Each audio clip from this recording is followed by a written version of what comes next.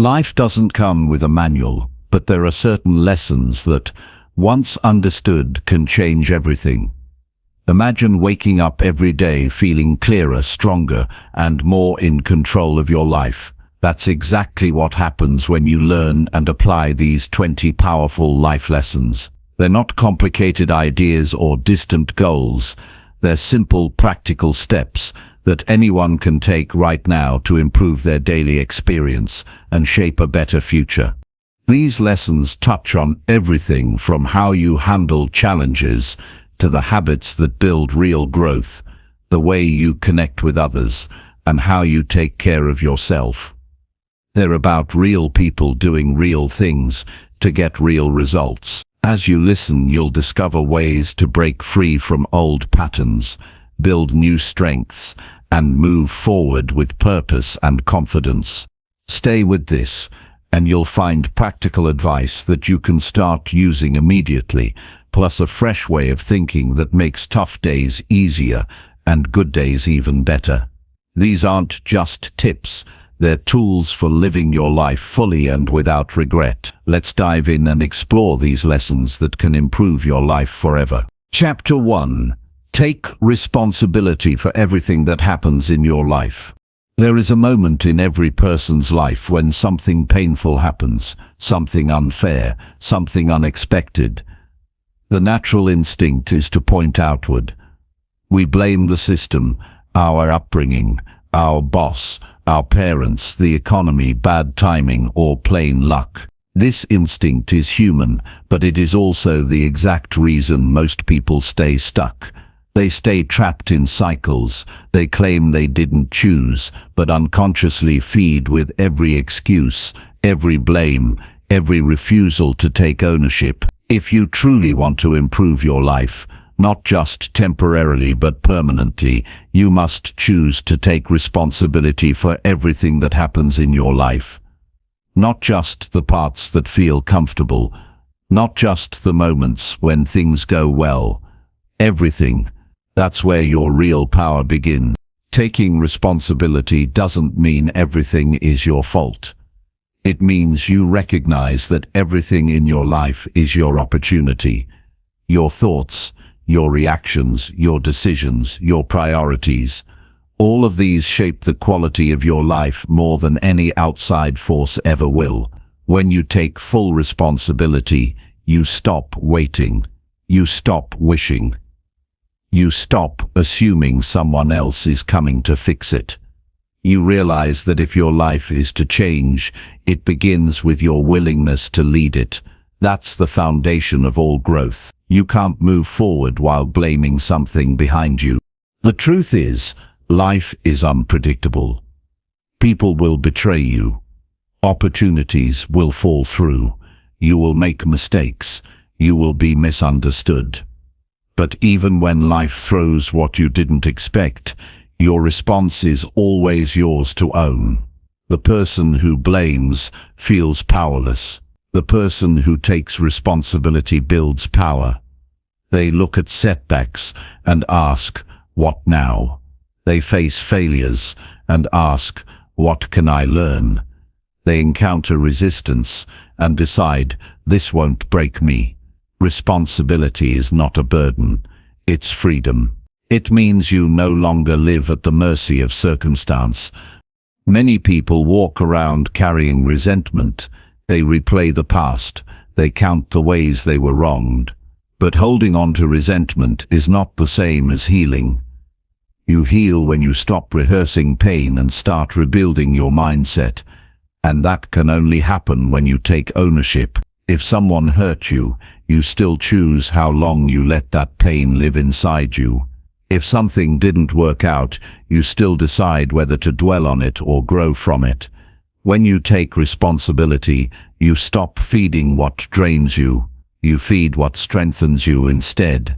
Responsibility also means you stop lying to yourself.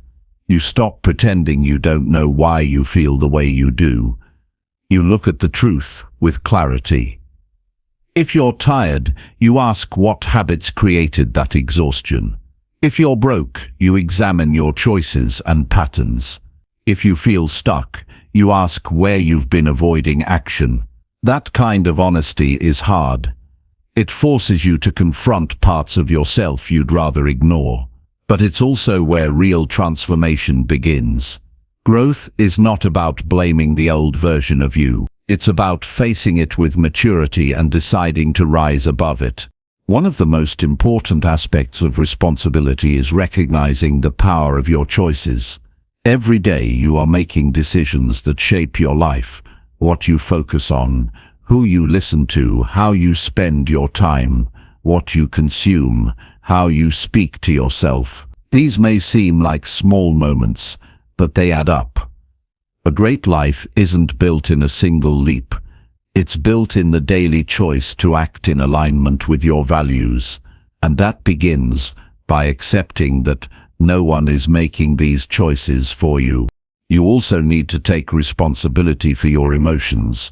That doesn't mean suppressing them or pretending to be happy all the time. It means noticing how you feel and choosing how you respond. It means not making other people responsible for your peace, your confidence, or your sense of worth. That kind of emotional maturity doesn't come overnight. But when you stop expecting others to fix how you feel, you begin to develop real strength. You start to understand yourself. You stop being reactive and start being intentional. Taking responsibility makes your life simpler. It eliminates excuses. It gives you a clear focus. You stop wasting time blaming the traffic, the noise, the weather, the people around you. You start asking better questions. What can I do today that makes me stronger tomorrow? What part of this is in my control? What's the next step forward? That clarity makes progress possible. It turns stress into structure. You don't need to control everything. You only need to control yourself. That's enough to build something meaningful. When you avoid responsibility, life starts to feel heavy. You wait for motivation instead of creating it. You hope for success, but don't build the habits that create it. You want people to treat you differently, but you don't treat yourself with the respect you're demanding. That gap between what you want and what you practice becomes suffering. But when you take ownership, that gap closes. You align your actions with your goals. You stop being a victim of your own potential. Taking responsibility also means accepting that your life reflects what you've tolerated. If your boundaries are weak, your relationships will suffer. If your time is unmanaged, your priorities will get lost. If you keep doing what's comfortable, your future will look like your past. That's not punishment. It's feedback. It's life showing you where you need to level up, and it's your job to listen. Responsibility is about raising your standards, not for others, but for yourself.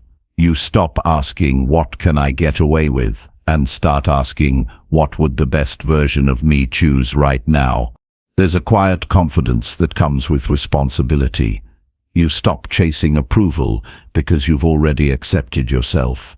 You stop reacting to criticism because you're focused on improving. You stop wasting energy on drama because your time matters. You become grounded, steady, reliable, first to yourself, then to others. That kind of consistency doesn't come from talking about change. It comes from becoming someone who practices it daily, without excuses. If you've made mistakes, and you have, because we all have, taking responsibility means you don't hide from them. You face them. You learn. You apologize when needed. You do better. You stop using your past as an identity and start using it as a reference. Your mistakes are not who you are, but they are part of your story. And owning them gives you the power to write a better next chapter. The past doesn't change, but your relationship with it does. That change begins when you stop defending your old patterns and start creating new ones. Responsibility also invites you to stop overthinking and start acting. Some people spend so much time analyzing what went wrong, what could go wrong, and what others did wrong, that they forget to move forward. Overthinking is just fear disguised as intelligence. Action breaks that pattern. When you take responsibility, you don't need perfect conditions. You need courage. You take the next step, and then the next. You trust yourself enough to figure it out along the way. That's how momentum builds. You may not control everything in life, but you always control your mindset. And the mindset of responsibility is what separates people who survive from people who thrive. When you take ownership, you become unshakable. Life can throw what it wants, but your response stays steady.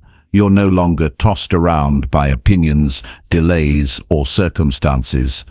You anchor yourself in action. You become your own source of strength. And that kind of self-reliance changes everything. Some people will try to guilt you into carrying their burdens. They'll expect you to fix what they refuse to take responsibility for. That's not your job. Your job is to own your path, to be clear on your values, to take responsibility for your side of the street and nothing more. Boundaries are a form of responsibility too. You are not responsible for other people's emotions. You are responsible for how you show up, how you communicate, how you live. That's enough. This way of living is not always easy, but it is always worth it. You stop outsourcing your power. You stop waiting for someone to give you permission. You begin to see that your life, your health, your peace, your growth is a direct reflection of how you lead yourself. Responsibility is not a trait you're born with. It's a skill you build. One day at a time, one decision at a time. And the more you practice it, the stronger you become. If there's one thing to remember, it's this.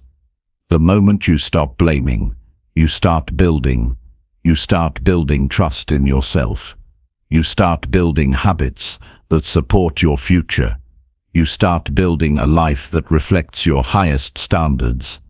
Taking responsibility is not a single decision. It's a way of living. And the more you live this way, the more unshakable you become. Every time you choose responsibility, you become a leader, not in title, but in character.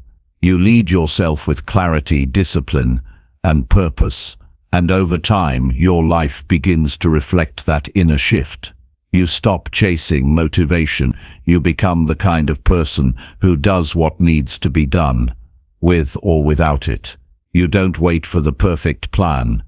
You work the plan you have, and you make it better every day. You don't depend on other people's approval. You depend on your own progress. That kind of self-respect builds real confidence. This is how real change happens, not in a sudden transformation, but in the steady decision to take ownership of your life, one choice at a time. You will make mistakes. You will have setbacks. But if you keep showing up, keep learning, and keep leading yourself with responsibility, you will build a life that no one can take from you. A life built on discipline, clarity, strength, and truth. A life that reflects who you are at your best. And once you start living this way, you'll never want to go back, because you'll know what it feels like to be in control, not of the world, but of yourself. And that is the kind of power that lasts. Chapter 2. Build a daily routine that supports your growth. Every person wants to improve their life, but most never look at how they live each day. They focus on big goals and dreams, but ignore the daily choices that shape everything. Growth does not come from what you want once. It comes from what you do consistently. That's why building a daily routine that supports your growth is one of the most powerful decisions you can make. Your routine is not just about habits. It's about who you're becoming. It reflects your priorities, your discipline, and your commitment to yourself. When your day has no structure, your mind becomes reactive. You start each morning responding to whatever pulls your attention instead of directing it. You waste time deciding what to do next. You rush through tasks without purpose. You end the day feeling scattered, not satisfied. This is how many people live, busy but not focused, active but not intentional. A solid routine changes that. It removes uncertainty, it gives your energy a direction. It helps you protect what matters most. To build a routine that fuels your growth, you first need to understand where your time is going now. Most people don't realize how much they lose to distractions, delays, and decisions that add no value. When you don't track your time, you drift through the day. You scroll, you pause, you avoid. But the more aware you become of your time, the more power you have to change it. If something doesn't move you forward, you don't need to keep doing it. That includes how you start your morning, how you end your evening, and everything in between. The first hours of your day are the most important. They set the tone for everything that follows. If you wake up late, check your phone and rush into the day, your mind stays in survival mode. You're behind before you begin, but if you start your day with intention, even 30 minutes of focused action, you create momentum. You build confidence. You begin from a place of clarity instead of chaos. That's why your morning routine matters more than motivation. When you choose structure, you don't wait for a good mood. You train your mind to move with purpose. Your routine should reflect what helps you grow. That means including things that make your body stronger, your mind sharper, and your goals clearer. You don't need a perfect schedule. You need a consistent one. Focus on a few core activities that support your progress. Read something meaningful, move your body, reflect in silence. Plan your top priorities. These simple acts create a foundation of strength. They remind you each morning that your life is shaped by how you use your time. Growth requires space. When your day is packed with noise, tasks, and urgency, there's no room to think. That's why your routine must include moments of stillness, a quiet walk, a short journaling session, time without screens. These moments are not wasted. They are where clarity is built. You need space to think clearly. You need quiet to listen to yourself.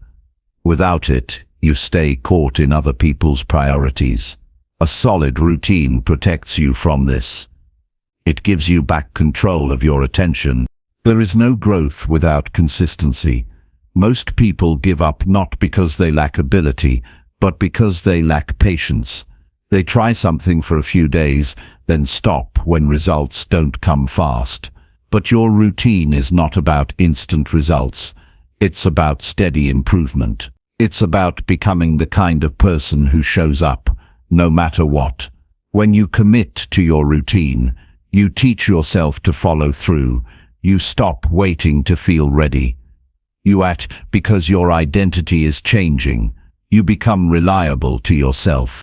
Building a growth-focused routine also means cutting what no longer serves you. Some habits drain your focus. Some people waste your time.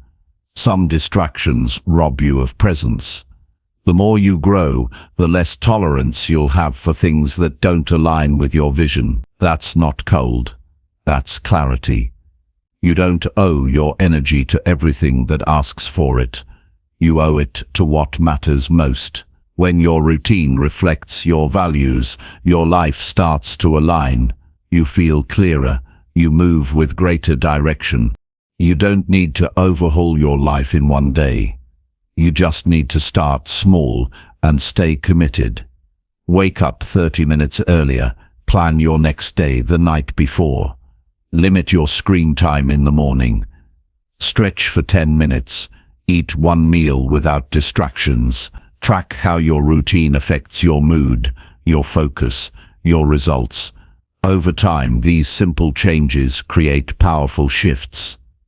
You don't need a life full of noise. You need a routine full of intention. It's also important to protect your evenings. Many people undo their progress at night. They stay up too late. They numb themselves with entertainment. They leave tasks unfinished and carry stress into the next day.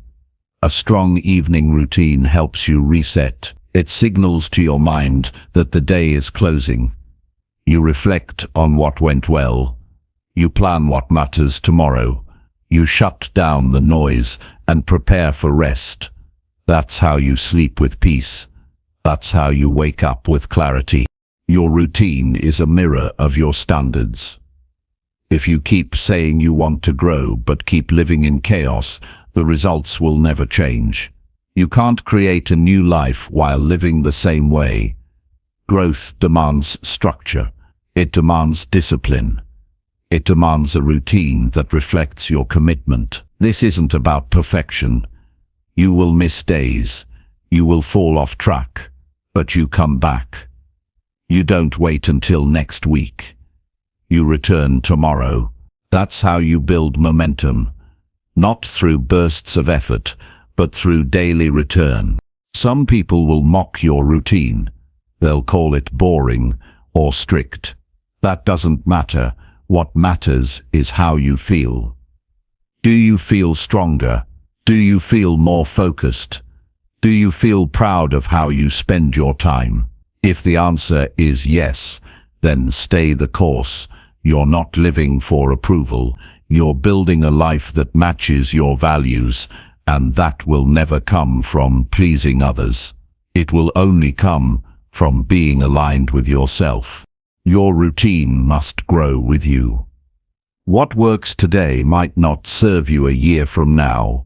You need to adjust, refine, and evolve. Don't hold on to habits that feel familiar but no longer bring value. Growth means letting go of comfort. It means constantly asking, is this helping me become who I want to be? If the answer is no, change it. Don't wait. Time is not unlimited. Use it wisely. There will be days when your routine feels hard. Days when you're tired, distracted, discouraged. That's when your routine matters most. It reminds you of your goals. It grounds you in discipline. It keeps you moving when motivation is gone. Your routine becomes your anchor, not your burden. You don't have to think. You don't have to decide. You just do what you've chosen in advance. That's how you stay consistent in a chaotic world. The greatest reward of a strong routine is self-respect. You begin to trust yourself. You stop breaking promises to yourself. You stop making excuses. You start living like the person you say you want to be. That internal alignment creates confidence. Not the loud kind, the quiet kind. The kind that comes from knowing you're showing up every day. The kind that makes you calm, focused, and resilient no matter what the world throws at you. Your life will not change through hope alone. It will change through habits, through daily discipline, through a routine that reflects your purpose. You don't need motivation. You need structure. You need to know what matters and live like it does. That's the truth most people avoid. They want results without responsibility. But the ones who grow are the ones who build a life where growth is not a wish. It's a way of living. One morning at a time, one routine at a time, one decision at a time. Chapter 3. Cut out negative people who drain your energy. There comes a point in life when growth becomes impossible if you continue to surround yourself with people who bring confusion, drama, and doubt. No matter how strong you are, if your environment is filled with negativity, it will eventually wear you down. Energy is not endless, it is limited and precious. Who you give it to decides how far you go. This is why cutting out negative people is not selfish. It's necessary. If someone constantly drains you, disrespects you, or pulls you backward, your future depends on walking away. Not everyone around you wants to see you do better. Some people are uncomfortable with change. They are attached to the version of you that stayed quiet, stayed small, stayed stuck. The moment you try to grow, they begin to mock, resist, or challenge you. They don't do this because you're wrong. They do it because your progress reminds them of what they haven't faced. That tension can ruin your focus if you allow it. You owe no one your peace. You owe yourself your life. The hard truth is that not everyone who says they care about you is good for you. Some relationships are built on habits, not respect. Some friends are only there when you're struggling because it makes them feel better about their own situation. The moment you begin to heal, succeed, or stand firm, their tone changes. They become distant. They downplay your wins. They criticize your efforts. You start feeling guilty for improving. That is a red flag. No healthy connection will make you shrink to stay accepted. You need to learn how to protect your energy. That means being honest about how people affect you. If every time you speak with someone you feel anxious, drained, or frustrated, something is wrong, pay attention to that. Your body doesn't lie. If a conversation feels like a burden, that's a sign. If being around someone forces you to hide your truth or lower your standards, that's not friendship. That's survival. You don't need to survive your relationships. You deserve to feel supported, respected, and uplifted. Some people bring chaos wherever they go. They are always complaining, gossiping, or starting unnecessary conflict. They interrupt your focus with their problems but never make an effort to fix their own patterns. They need you to listen, fix, or comfort them, but never once ask how you're doing. You are not a therapist. You are not a dumping ground. You are not responsible for solving someone else's life while yours gets neglected. It's not cruel to walk away. It's cruel to sacrifice your mental health for people who refuse to change. Setting boundaries is not about controlling others. It's about teaching them how to treat you. If someone gets upset because you said no, because you took space, because you chose peace over drama, that's not your problem. That's their discomfort with losing access to your energy. People who truly respect you will understand when you draw the line. People who don't will try to guilt you into lowering it. Stay firm. If someone only shows love when you're struggling and disappears when you grow, that's not love, it's manipulation. Cutting out negative people doesn't always mean a dramatic confrontation. Sometimes it means creating distance, answering less, sharing less, engaging less. You don't need to announce your boundaries to the world, you just need to live them. The energy you stop feeding will eventually fade, and in that space, you create room for clarity, healing, and better connections.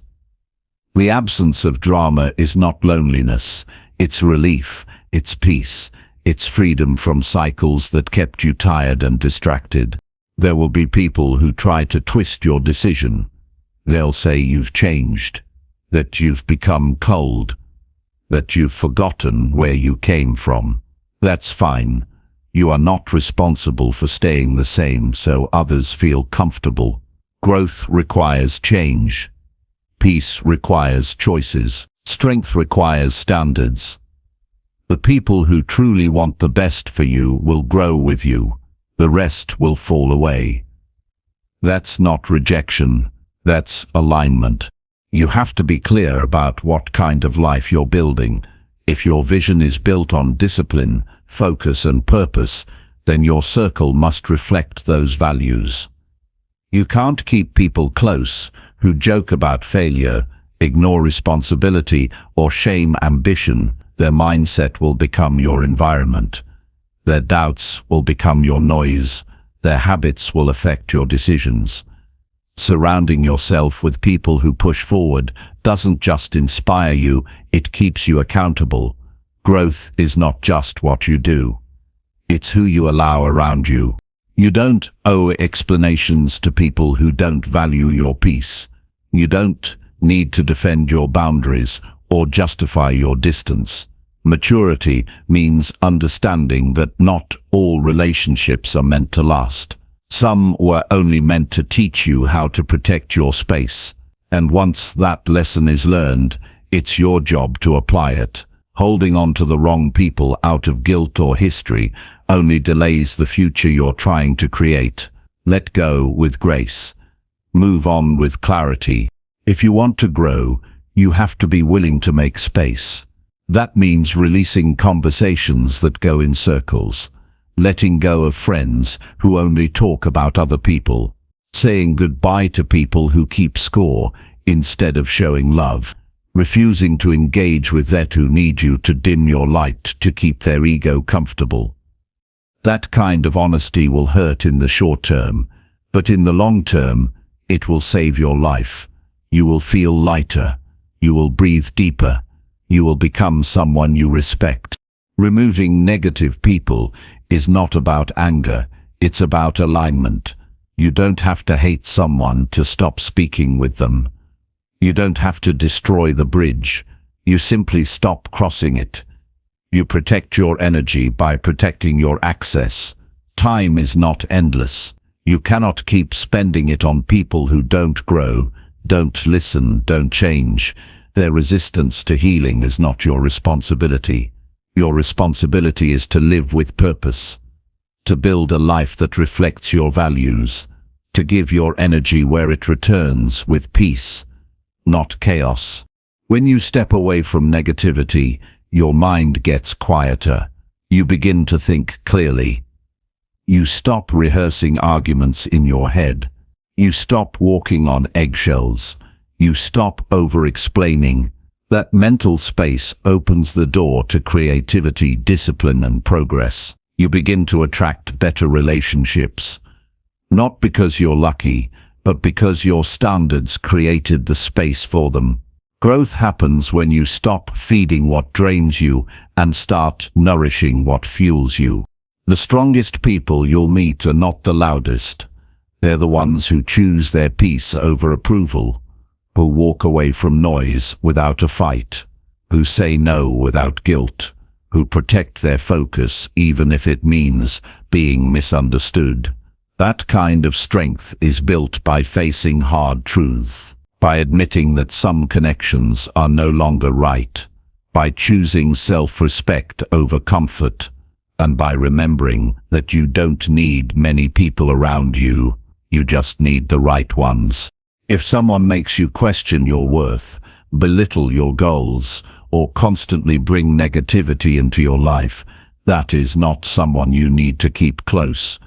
You are not obligated to carry people who refuse to carry themselves. You are not a container for other people's unresolved issues. You are not a backup plan. You are not someone's emotional crutch. You are a person with a future, a purpose, and a limited amount of energy to give. Give it where it builds you. You will lose some people on your way to becoming who you're meant to be. That's part of the process. Growth creates distance. Not because you're better than anyone, but because you're choosing better for yourself. And the people who belong in your life will never make you question your worth for choosing that. They'll respect your boundaries. They'll match your effort. They'll grow beside you. Cutting out negative people is not the end. It's the beginning. It's the beginning. It's the beginning of a life with more peace, more focus, and more power. It's the beginning of choosing relationships that help you rise, not pull you down. It's the beginning of honoring your own energy and using it wisely, because when you stop giving your time to what weakens you, you begin to build a life that strengthens you every single day. Chapter 4. Choose discipline over distraction. Every single day. Every day, you face a simple but defining choice: to stay focused on what matters or to get pulled away by what doesn't. Most people think failure happens suddenly, but in truth it happens slowly, in moments when they choose comfort over effort, entertainment over progress, and excuses over action. Distraction is easy. It asks nothing of you. It offers temporary relief, short-term pleasure, and the illusion of productivity. Discipline, on the other hand, is hard. It demands presence, commitment, and sacrifice. But discipline is the path that builds a life you're proud of. Distraction is the path that leaves you wondering where all your time went. In a world full of noise, staying focused is a form of power. Everything around you is designed to pull your attention away from your phone, your notifications, the endless content, and the opinions of others. If you're not careful, your days will be spent reacting instead of acting. You'll wake up and check messages before you've checked in with your own priorities. You'll spend hours scrolling through someone else's life while ignoring your own. You'll end the day exhausted, not from hard work, but from mental clutter. This is how distraction steals your potential. Quietly, repeatedly. Discipline is not about being perfect.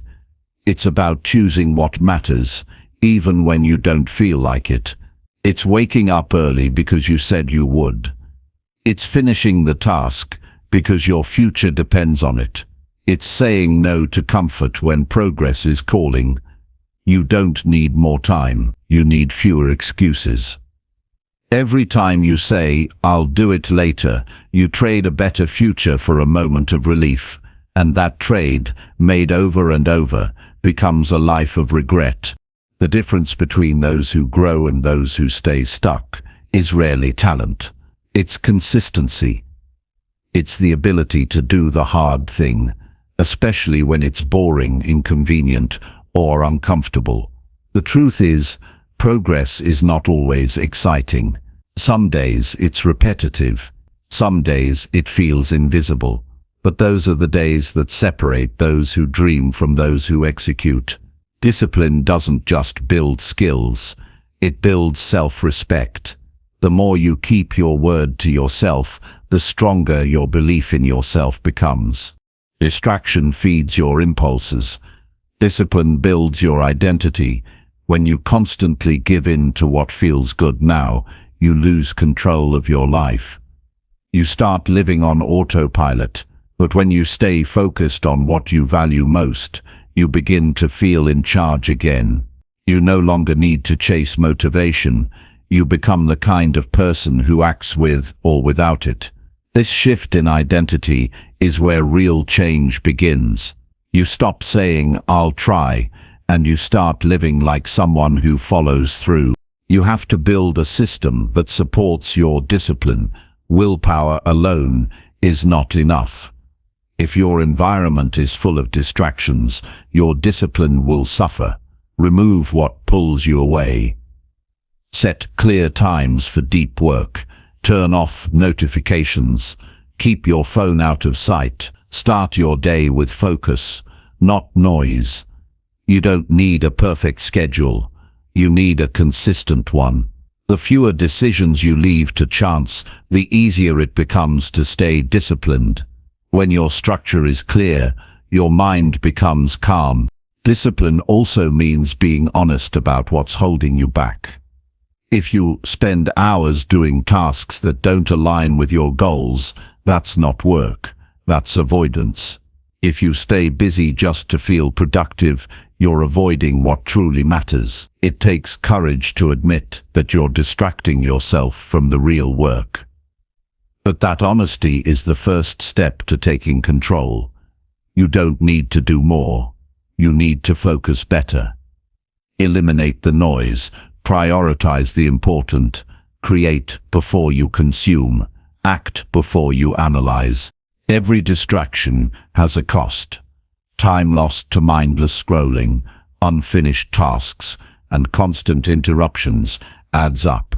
Those moments don't just disappear.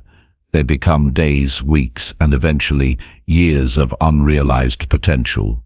You can't get that time back. but you can take responsibility moving forward.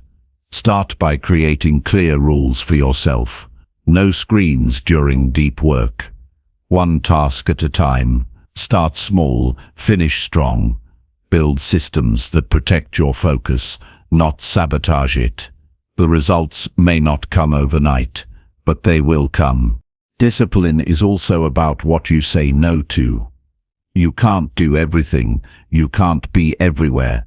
You can't please everyone. Every yes is a trade-off.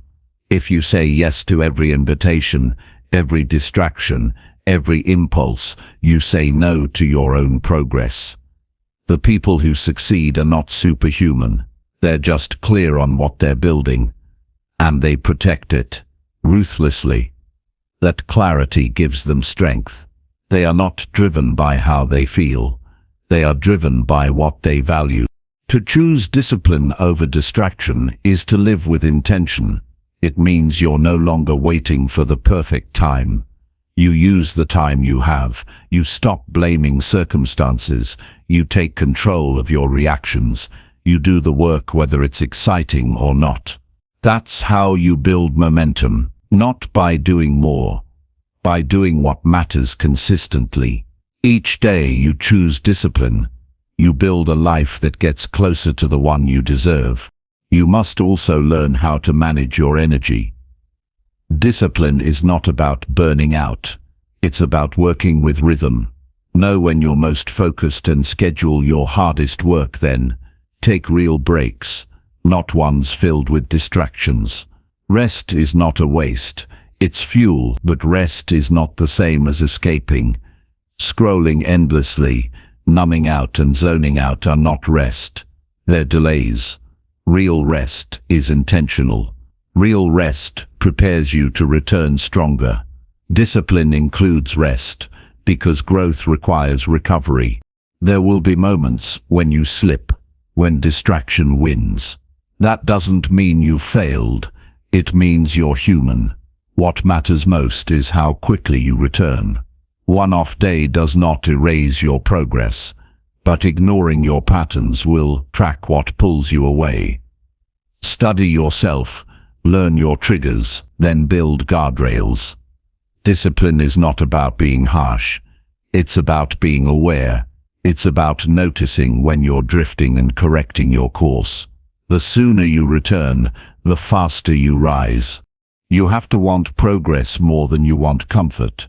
That is what separates those who evolve from those who remain the same.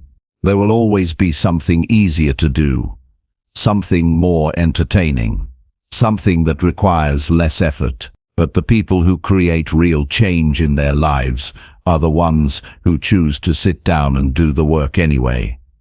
Not because it's fun, but because it matters. They are not waiting for ideal conditions.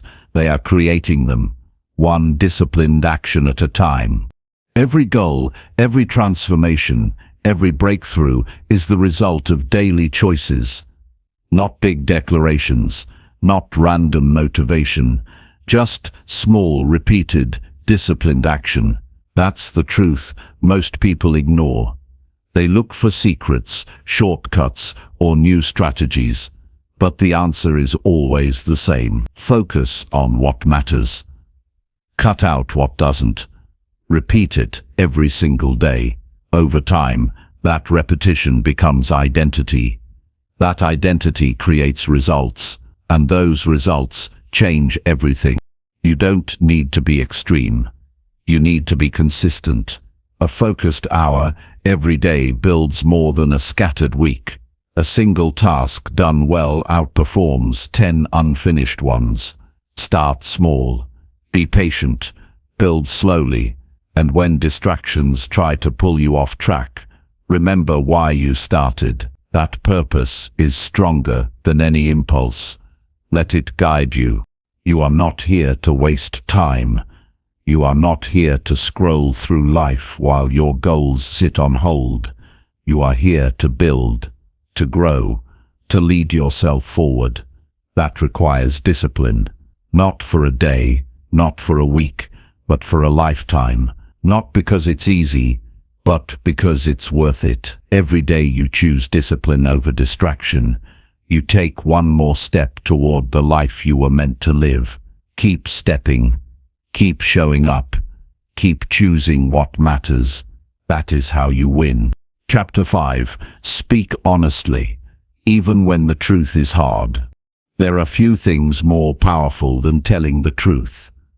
Not the version that makes you look good, not the one that keeps others comfortable, but the real truth. The kind that feels uncomfortable, heavy, and sometimes even risky. Speaking honestly, especially when it's hard, is one of the clearest signs of personal strength. It shows that you value clarity over comfort, integrity over approval, and growth over ease.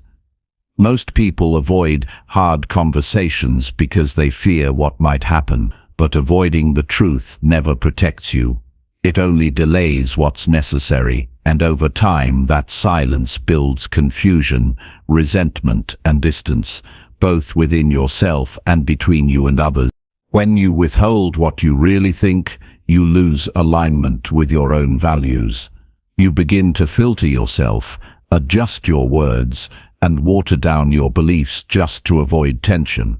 But that tension doesn't disappear. It hides inside you. It affects how you speak, how you act, and how you feel. You start carrying the weight of unspoken words, and that weight grows heavier each day. Honesty is not about being harsh or unkind. It's about being real, clear, and consistent with what you know to be true, even when that truth is inconvenient. People often lie to avoid conflict. They tell partial truths or stay silent to keep the peace. But peace built on dishonesty is not real peace.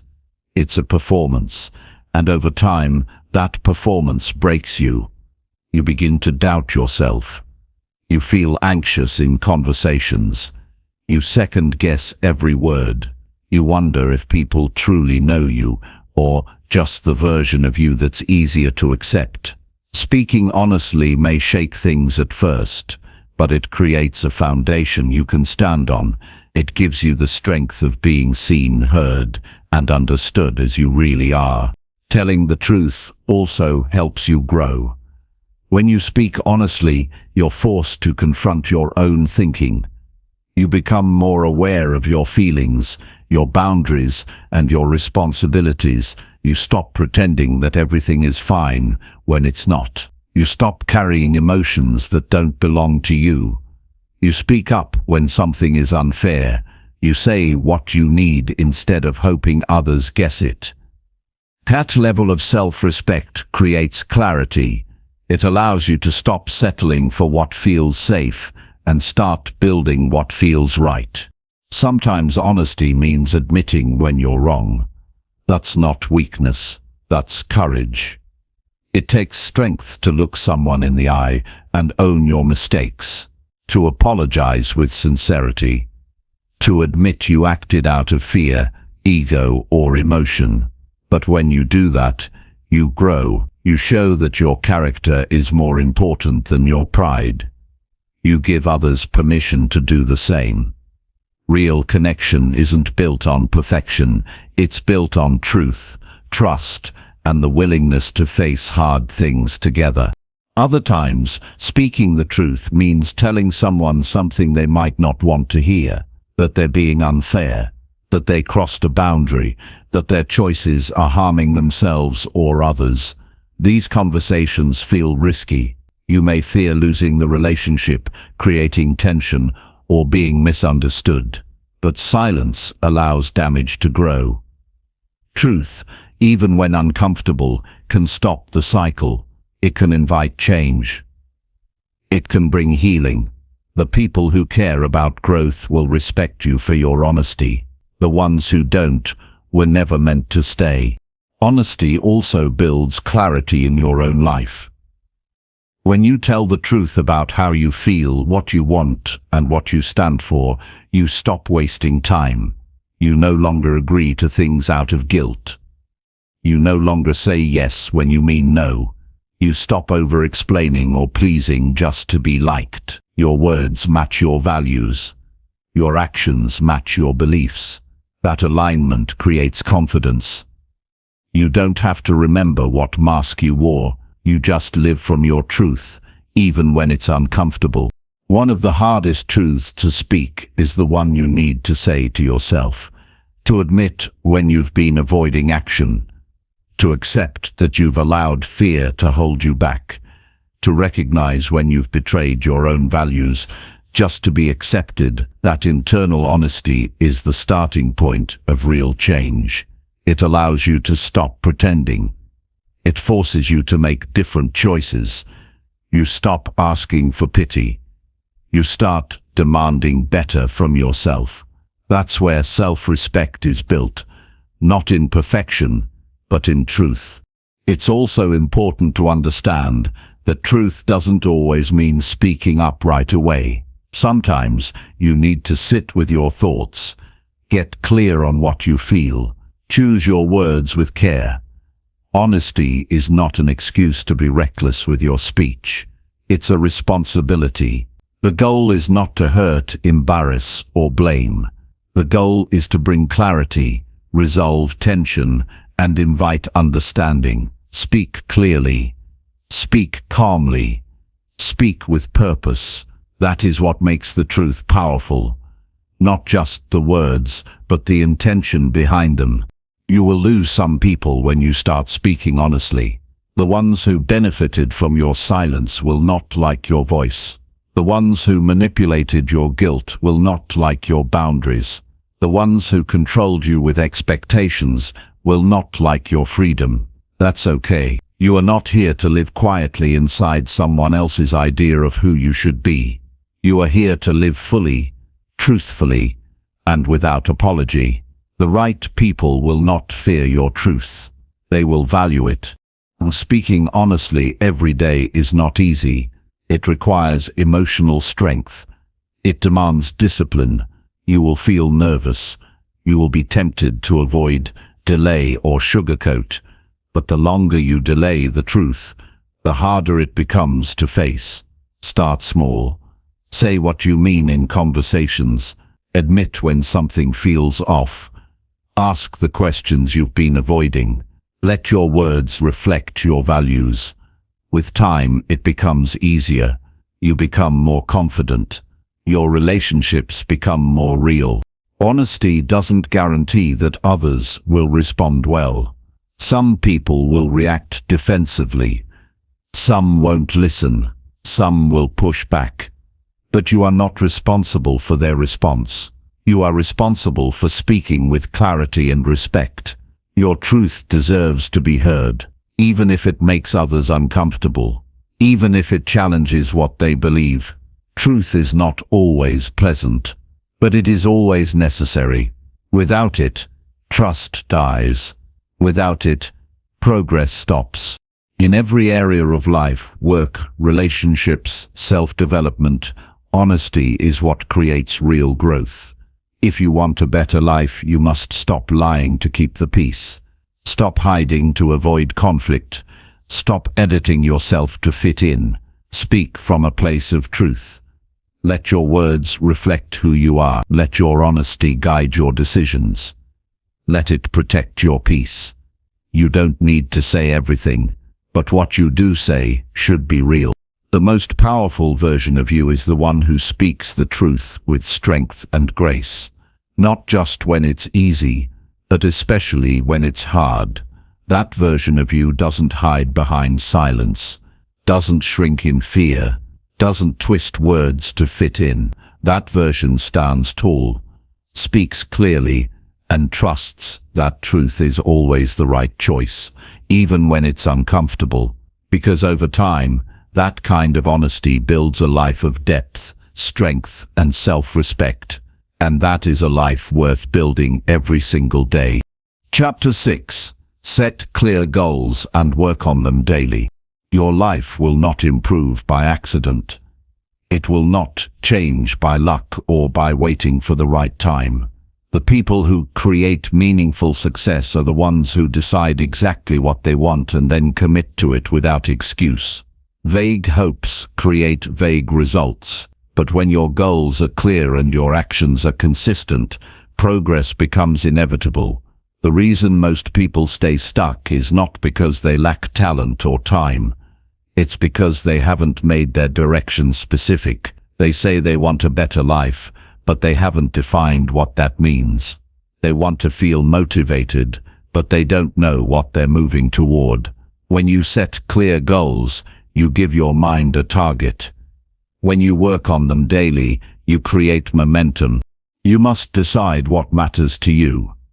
Not what others expect. Not what looks impressive, but what truly aligns with your values, your strengths, and your vision of a meaningful life. Setting clear goals starts with honesty. You must ask yourself, what do I want to build? Who do I want to become? What habits must I develop to get there? If the answer is not precise, then you are not yet committed. Without clarity, you will chase distractions and waste years repeating the same habits. Clear goals bring purpose. They eliminate confusion. They give you a reason to say no to what doesn't align. A real goal is not a fantasy. It is a decision. It is not about what you wish you could do. It is about what you are willing to prioritize. A clear goal includes a timeline, a process, and a daily commitment. Saying, "I want to be successful," means nothing until you define what success looks like for you.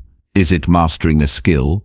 Building a business, improving your health, saving a specific amount of money, completing a long project? Until your goal is detailed and written down, it remains an idea, not a mission, and ideas without structure fade.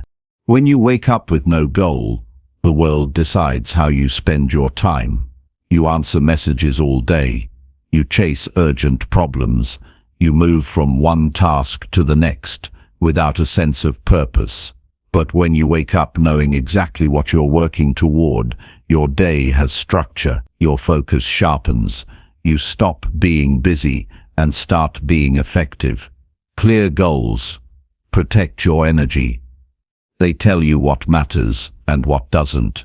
They help you filter your choices. Working on your goals daily doesn't mean doing everything at once. It means doing something that brings you closer every single day. Progress is built through small, focused steps. 5 minutes of writing, 30 minutes of deep work, one focused phone call, one honest reflection. These actions may feel small in the moment, but over time, they build confidence, discipline, and real results. The key is consistency, not intensity. You don't need a perfect day, you need a deliberate one. Every day you don't work on your goals, you drift. You become more reactive and less intentional. You lose the sharpness of purpose, you feel frustrated, but you can't explain why. That frustration is a signal.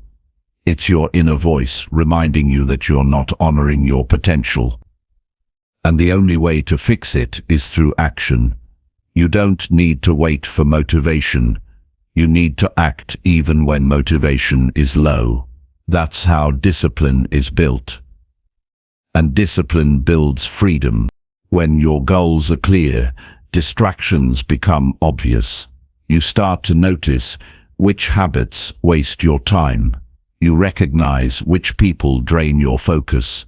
You stop entertaining tasks that keep you busy but not productive. Clear goals create boundaries. They make you more aware of your choices, and awareness leads to control. You no longer guess what to do. You follow the plan you created. That self-leadership becomes your strength.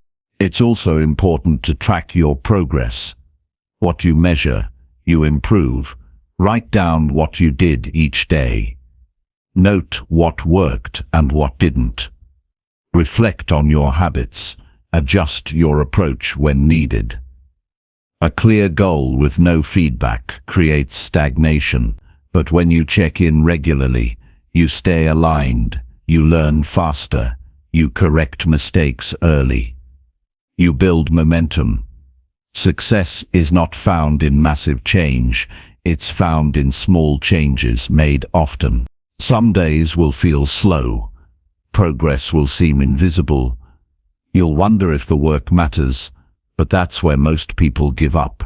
Right before the breakthrough. The process is not always exciting. It's not supposed to be. That's why most people don't finish what they start. But if you keep showing up, if you keep doing the work whether you feel like it or not, something changes. You start to see results. You start to feel proud.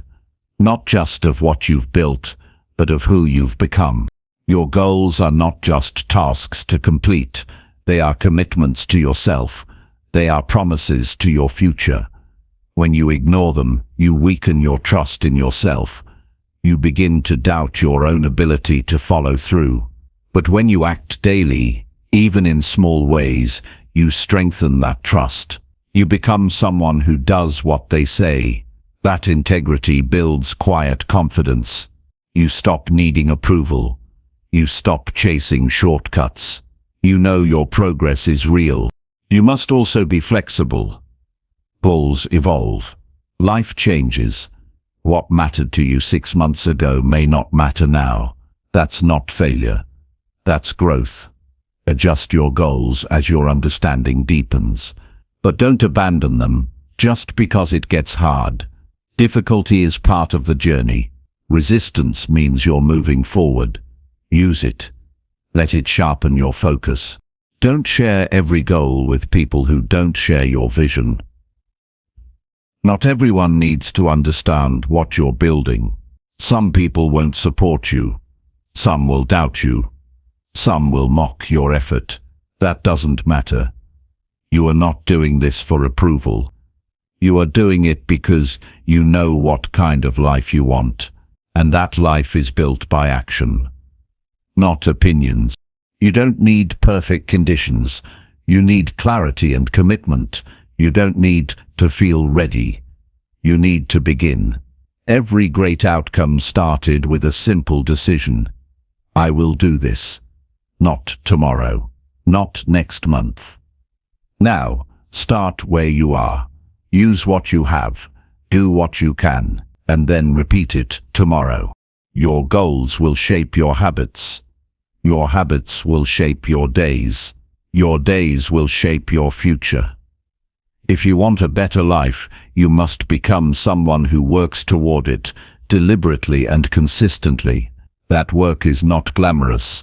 It is quiet, often unseen, but it is powerful, because with each small action, you prove to yourself that change is real, that effort matters, that you are capable. Set a goal that excites you.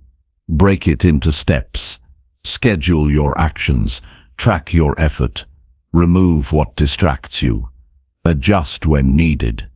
And most importantly, show up daily, not because it's easy, but because your future deserves your full attention.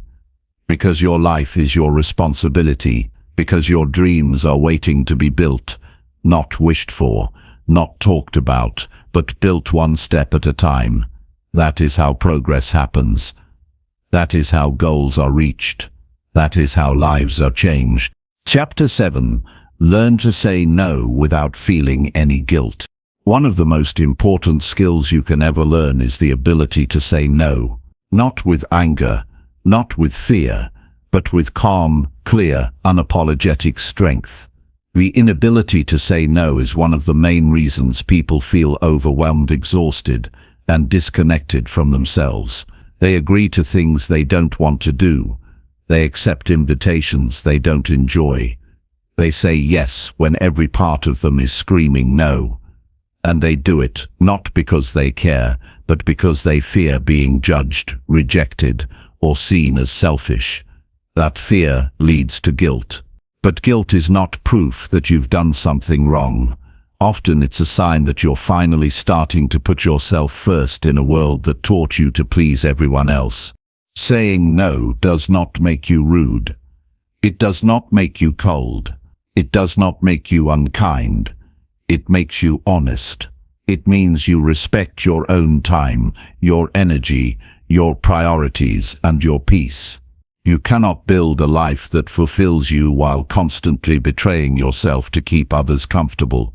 Every yes that goes against your values is a small act of self-abandonment. And those small moments add up until you no longer recognize your own voice beneath the noise of everyone else's demands. You have the right to protect your boundaries. You have the right to pause before answering. You have the right to say, "That doesn't work for me," without offering a lengthy explanation. The truth is, most people aren't upset because you said no. They're upset because you stopped making their comfort more important than your well-being. If someone only supports you when you agree with them, that's not support, that's control. And you are not here to be controlled. You are here to live in alignment with what matters most to you. Learning to say no is about reclaiming your time. It's about realizing that every time you say yes to something unimportant, you are saying no to something essential. You're saying no to rest, no to reflection, no to your goals, no to the time and space that help you grow. Time is not something you can recover once it's gone. The hours you spend doing things out of guilt are hours you will never get back. And if you continue down that path, you'll find yourself resentful, not because others asked, but because you never learned how to say no. Saying no is also about honesty. It means being truthful about your capacity, your interests, and your priorities. If something doesn't align with your values or drains your energy, you owe it to yourself to decline. Not harshly, but firmly. You do not need to be available to everyone. You do not need to be liked by everyone. You do not need to explain your every decision. You simply need to trust that your needs are valid and that honoring them is not a betrayal of others. It's a commitment to yourself. It takes time to build this kind of strength. At first, you might feel guilt after saying no. You might worry about how you're being perceived. You might feel the urge to over-explain or make up excuses. That's natural, but with practice, you begin to realize that the world doesn't fall apart when you say no.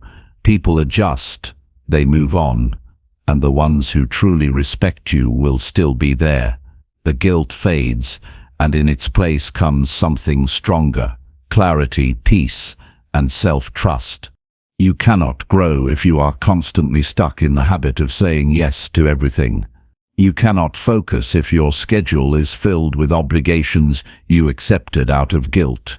You cannot evolve if you continue to give away your time to people or projects that do not align with who you are becoming. You must get comfortable with discomfort. You must understand that disappointing others is sometimes necessary if you want to stay true to yourself. And that's not selfish, that's responsible. Start with the small moments. When someone asks for your time and you're already overwhelmed, pause before replying. If your body tenses, that's a signal. If your mind hesitates, that's information. You do not need to say yes on the spot. You can say, "Let me check and get back to you." You can say, "That won't work for me right now." You can say no with kindness, but also with conviction. The more you practice, the more natural it becomes. People will have their own reactions. Some will be disappointed. Some may question your motives. Some may try to convince you to change your mind. That's okay. Their reaction is not your responsibility. Your responsibility is to make decisions based on your truth. Not everyone will understand your boundaries. Not everyone needs to. You are not here to meet every expectation placed on you. You are here to live with integrity, and sometimes that means refusing what doesn't serve you. You must also remind yourself that your worth is not based on how much you do for others. You are not more valuable because you overextend yourself. You are not more lovable because you say yes to everything. Your value is already complete. You do not need to prove it through exhaustion. The people who truly love you will want you to take care of yourself. They will respect your time. They will appreciate your honesty. And they will understand that a healthy relationship includes room for boundaries. There is also a deep strength in being able to say no without anger. When you can decline something calmly, without guilt or hostility, you show that you are in control of your decisions. You are not reacting, you are choosing, and that power builds confidence. You begin to walk through life with more certainty. You stop waiting for permission to protect your peace. You stop apologizing for taking care of your needs. You stop minimizing your voice. This strength affects every area of your life. At work, you stop taking on extra tasks that hurt your focus.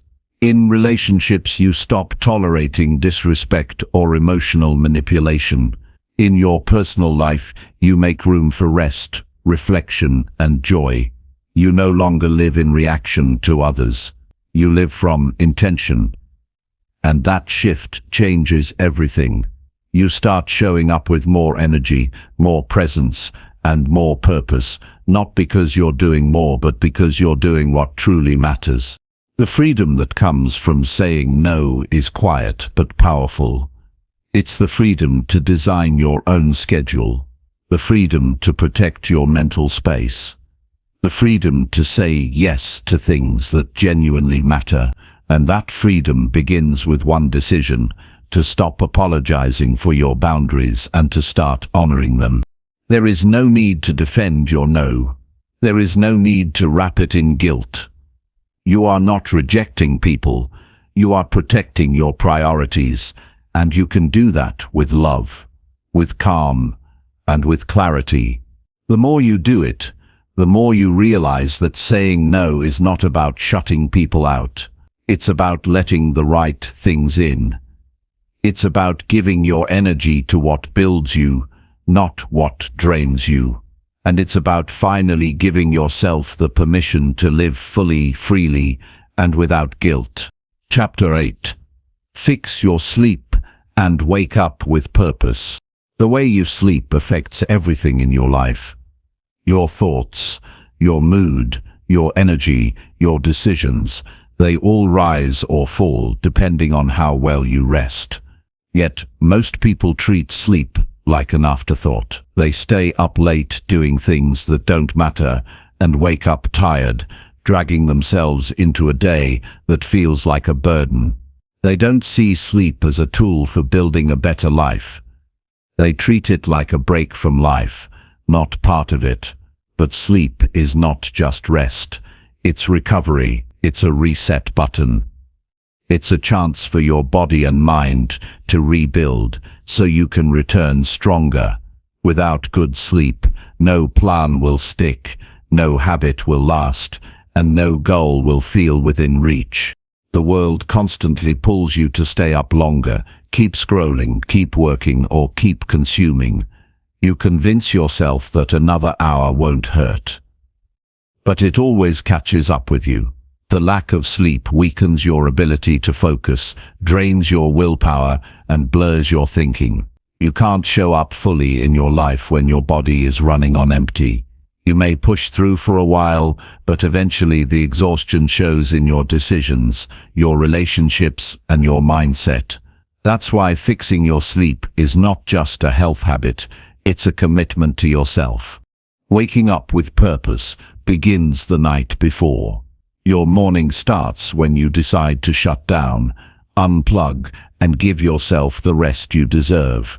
A chaotic night leads to a slow, reactive morning, but when you create a consistent sleep routine, everything shifts. You don't have to rely on luck or motivation. You simply rise with clarity, because your body is prepared and your mind is calm. Sleep restores your mental sharpness, stabilizes your emotions, and strengthens your discipline. When you are well rested, your goals stop feeling like pressure and start feeling like a choice. Building a better life requires energy. Without energy, even the best intentions fade. That's why the foundation of any routine must begin with honoring your sleep. This is not about being perfect. It's about being consistent. It's about choosing a bedtime and sticking to it, creating a nighttime routine that signals your brain to slow down, reducing screens that keep your mind wired and alert, ending the day with reflection, not stimulation. These small changes compound into powerful results. Your mind needs rest to think clearly. When you sleep poorly, your thoughts are scattered. You forget what matters. You feel overwhelmed more easily. Decisions that would normally feel simple suddenly seem difficult. Problems feel bigger than they are. This is not a failure of mindset. It's a result of fatigue. Sleep helps your brain organize memories, process emotions, and prepare for new information. Without it, every part of your day becomes harder than it should be. But once your sleep is consistent, you gain clarity, focus, and control. The most successful people do not wake up early because they want to suffer. They wake up early because they know that the first hours of the day are sacred. These early hours shape your mindset. They give you time to think, plan, and act before the world begins to pull at your attention. But in order to wake up early and strong, you must protect your rest. Getting up at 5 while sleeping at 1 is not discipline. It's self-destruction. Early mornings only work when they are supported by early nights. Your sleep is not just about quantity. It's also about quality. The environment you sleep in matters. Your room should be quiet, dark, and cool. Your bed should feel like a place of peace, not a place of stress. Stop using your phone as your bedtime companion. Stop falling asleep to chaos. Replace stimulation with stillness. End your day with a book, reflection, or simple breathing. Let your mind know it's safe to rest. This habit may seem small, but it signals to your brain that you are taking care of yourself. Once you begin sleeping better, waking up becomes a completely different experience. You no longer dread the day. You no longer hit snooze 5 times and rush into chaos. You rise with clarity. You rise with strength. You rise with the power to choose how your day begins. And that moment, the first hour of your morning, is where real change starts. This is when you center yourself, when you revisit your goals, when you do the things that matter most before the noise of the world begins. This is not about being perfect. It's about creating a rhythm that puts you in control. You don't need an elaborate morning routine to change your life. You just need a consistent one. Even 20 minutes of quiet focus can change the direction of your day. Move your body, write your thoughts, review your plan, make one strong decision before the world wakes up. These simple actions anchor your mindset. They remind you that you are not a passenger in your life. You are the driver, and you begin every journey with intention. Too many people begin their mornings in reaction mode. They wake up late. They scroll through notifications. They rush out the door with no plan. Then they wonder why they feel anxious, lost, and exhausted. That cycle begins with poor sleep and ends with wasted days. But you can break it. You can choose to prepare the night before. You can choose to rise with purpose. And once you experience the difference, you will never go back. There is no success without energy. There is no progress without focus, and there is no consistency without rest. Sleep is not a weakness. It's not a luxury. It's a tool. It's a decision you make to value your life, your goals, and your potential. When you give yourself proper rest, you give your best self a chance to show up, and that version of you is unstoppable. Your future depends on what you do each day. But what you do each day depends on how you start each morning. And how you start each morning depends on how you end each night. If you want change, begin there. Protect your peace. Guard your energy. Respect your time. Go to sleep with a clear mind. Wake up with a clear goal. Do this again and again until it becomes your normal, and then watch how everything else begins to align. Chapter 9. Track your habits and improve them every week. Every decision you make either builds your future or delays it. Your habits, those small actions you repeat every day, are the invisible architects of your life. Whether you are aware of them or not, they are shaping your health, your mindset, your productivity, and your overall direction. The truth is, people do not rise to the level of their goals, they fall to the strength of their systems. And your habits are your system. If you want to grow, evolve, and accomplish something meaningful, you must first understand what you're doing every day, why you're doing it, and how it's affecting your progress. That starts by tracking. Tracking your habits is not about perfection. It's about clarity. It helps you see patterns that are normally hidden. You begin to notice what supports you and what holds you back. You stop guessing. You stop assuming that things will just work out eventually. You start dealing with reality, and only when you face reality can you begin to change it. Without tracking, it's easy to lie to yourself. You think you're consistent, but the data says otherwise. You believe you're doing your best, but the results don't reflect that. Awareness breaks denial. Tracking brings that awareness. When you track your habits, you give your attention to your behavior, not your hopes or excuses. You look at what's actually happening. Did you exercise this week? Did you wake up when you planned to? Did you write, read, reflect, or follow through on your priorities?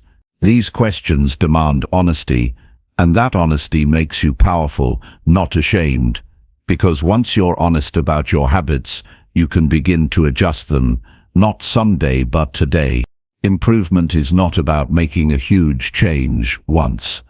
It's about making small changes over and over until they become second nature. That only happens through measurement. If you don't measure your actions, you can't manage them. You won't know what needs fixing. You won't know what's working. You won't know how far you've come. Progress is easier to sustain when you can see it, touch it, and reflect on it. That's why tracking weekly matters. A day gives you too little data. A month is too late to adjust. A week is perfect. It shows trends without being overwhelming. Every week, review your habits with honesty and simplicity. Look at what you intended to do and what you actually did. If there's a gap, don't make excuses. Make adjustments. Ask yourself why. Were you tired? Were you distracted? Were you unclear on your priorities? Then use that insight to shift your strategy. If you skipped workouts, maybe your schedule is unrealistic. If you didn't write, maybe you need to set a smaller target. If you avoided a hard task, maybe you need to break it into easier steps. The goal isn't to judge yourself, it's to learn how to improve. Tracking also keeps you focused on action, not emotion. On hard days, you may feel like nothing is working, but your tracker will remind you of your consistency. It will show you that you're not failing. You're just having a tough moment. On easy days, it keeps you grounded. Just because you feel motivated doesn't mean your habits are on track. Numbers don't lie. They keep your progress honest. And honesty is what drives real growth. You don't need a complex system. A notebook, an app, or even a simple chart will do. Choose a few key habits that matter most to your goals. Keep the list short. Don't overwhelm yourself by tracking 10 things at once. Start with 3 or 4 that really move your life forward. Maybe it's waking up early, reading, planning your day, or avoiding distractions. Track daily, review weekly, improve gradually. That is the path. Every week, ask yourself a few simple questions. What did I do well? What habit slipped? What triggered the slip? What can I change next week? Then make a small, clear adjustment. Maybe you reduce screen time by 30 minutes. Maybe you prep your meals on Sunday to avoid poor choices. Maybe you go to bed earlier. These are small shifts, but over time, they change everything, because what you do repeatedly becomes who you are. The discipline of tracking builds self-awareness. You start noticing how your environment affects your actions. You see how one poor decision leads to another.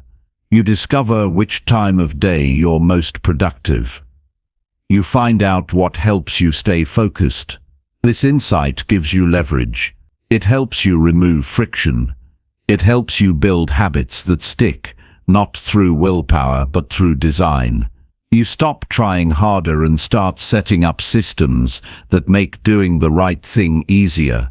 As you continue this process, you will see trends.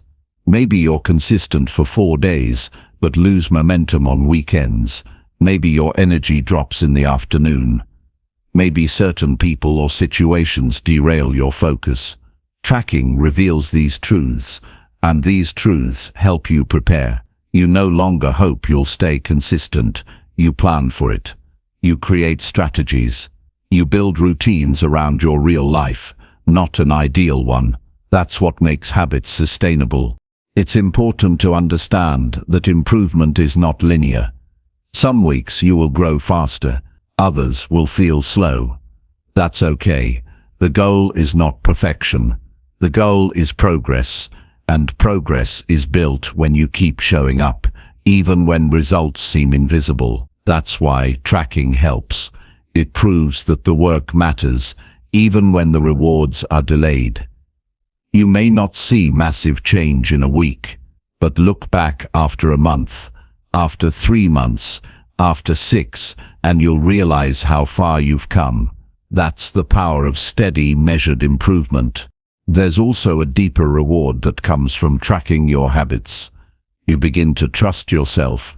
You stop breaking promises to your future. You feel proud, not because you reached a goal, but because you honored your effort.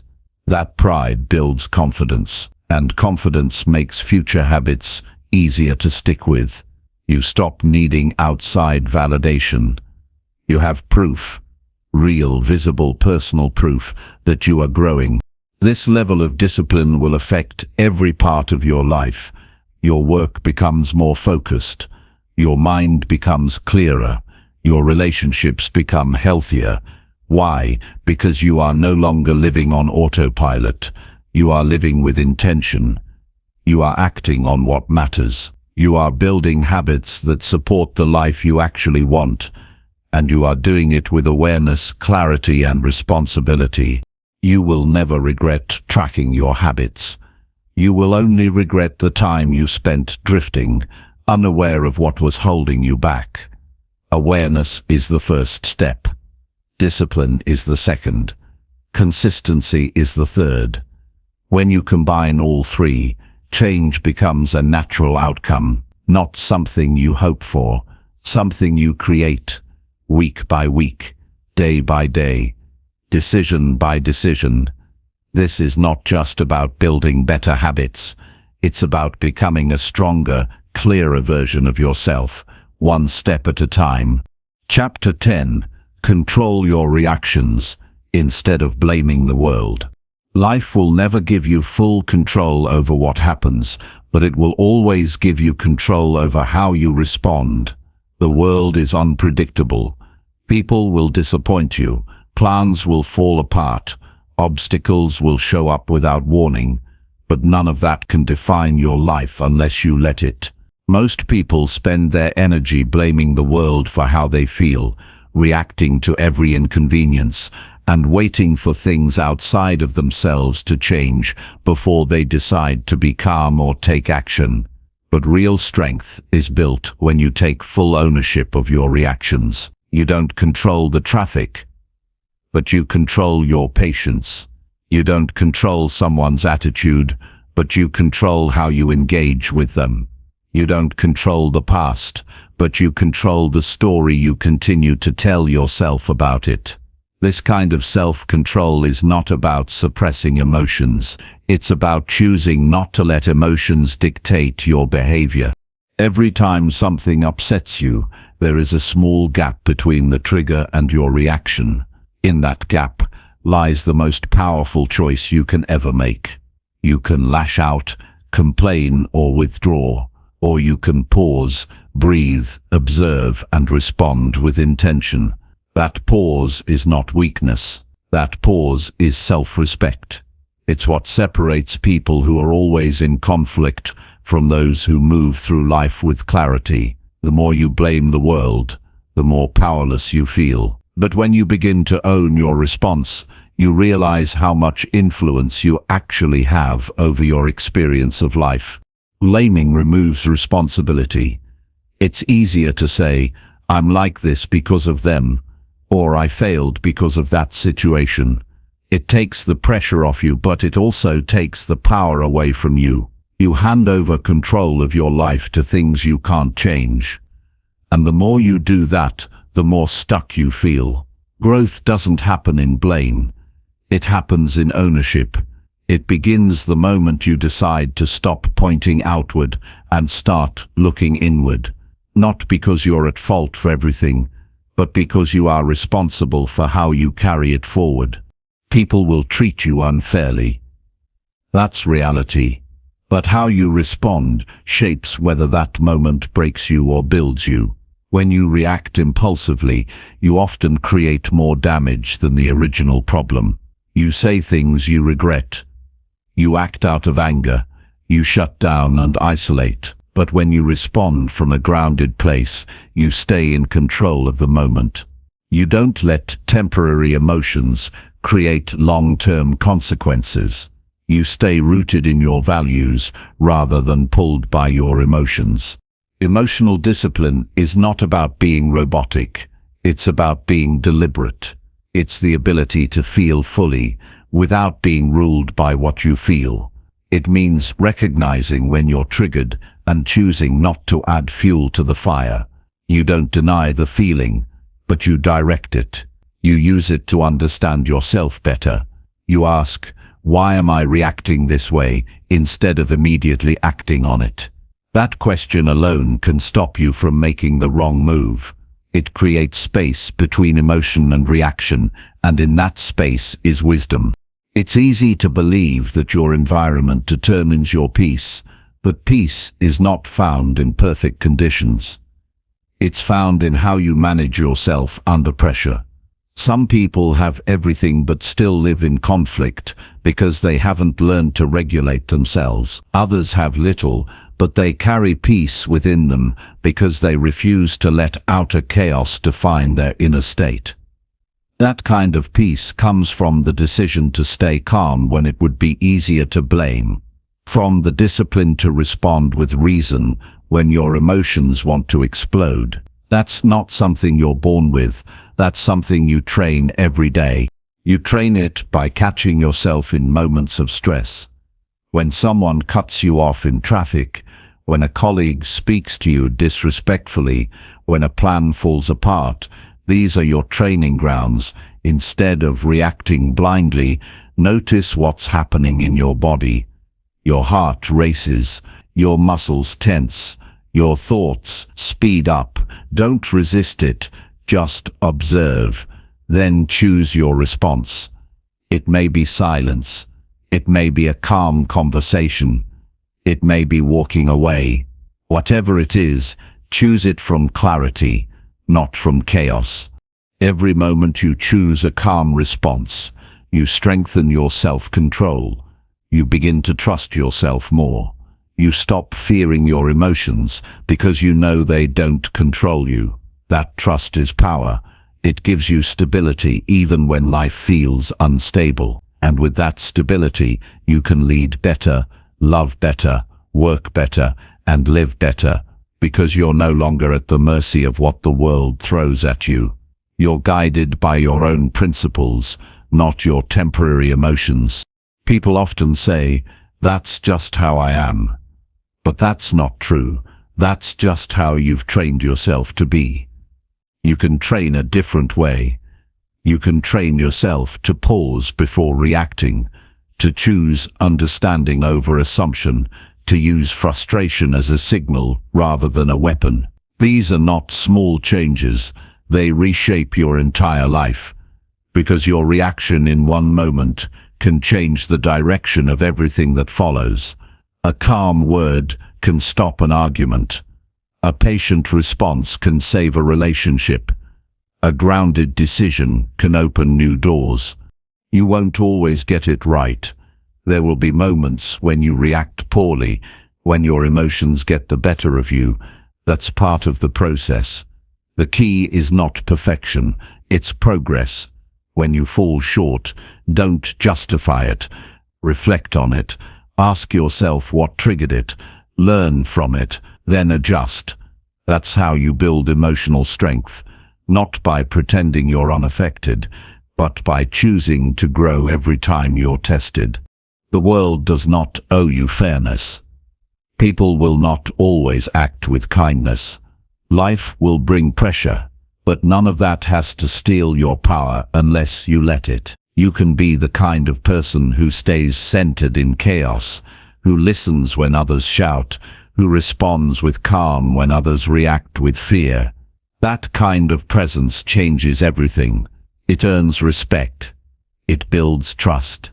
It creates stability in a world that constantly shifts. The moment you decide to stop blaming and start owning is the moment you begin to take your life back. It's not an easy path, but it's a free one. You are no longer tied to other people's behavior. You are no longer a prisoner of every trigger.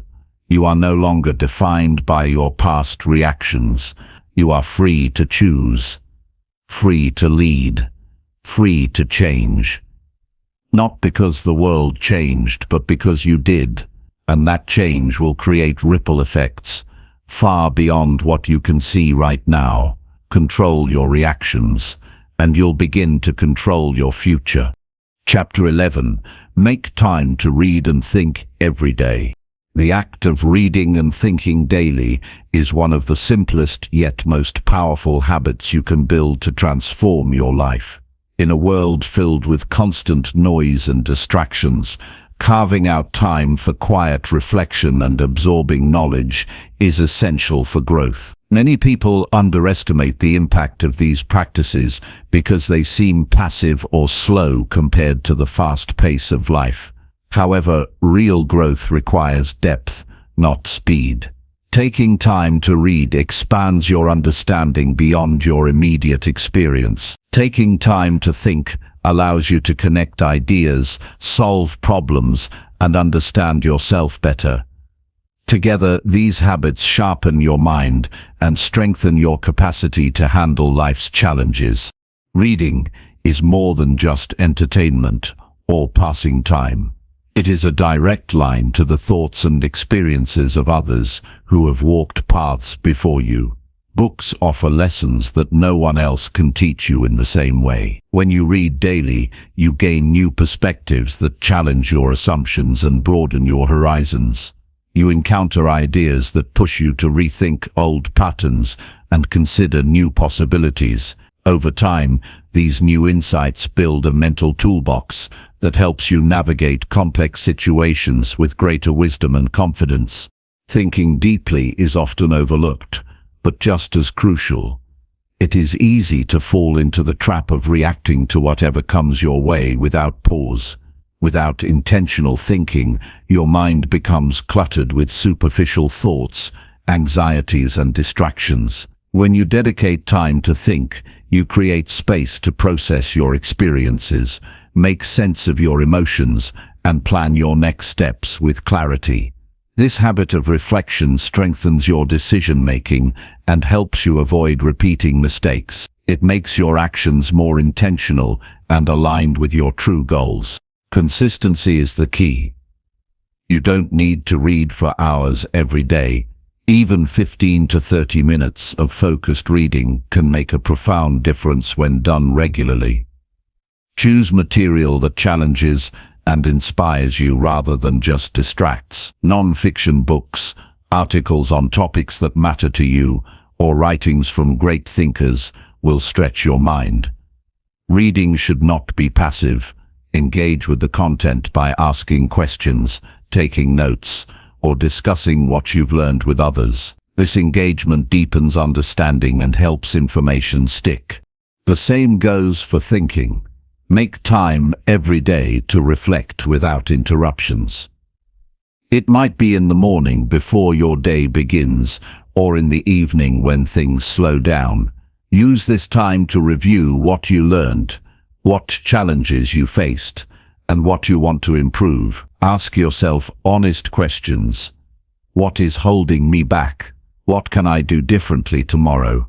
Where am I heading? These moments of self-inquiry turn scattered thoughts into clear intentions.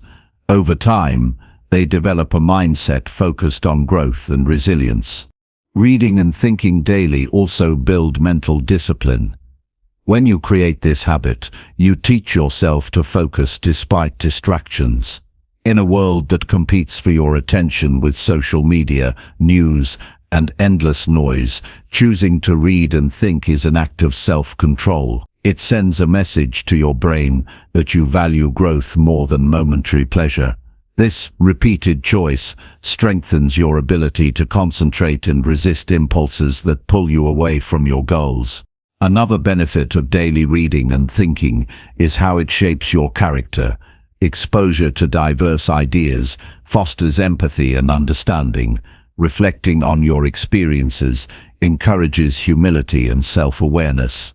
These qualities deepen your relationships and improve how you handle conflict and stress. You become more patient with yourself and others.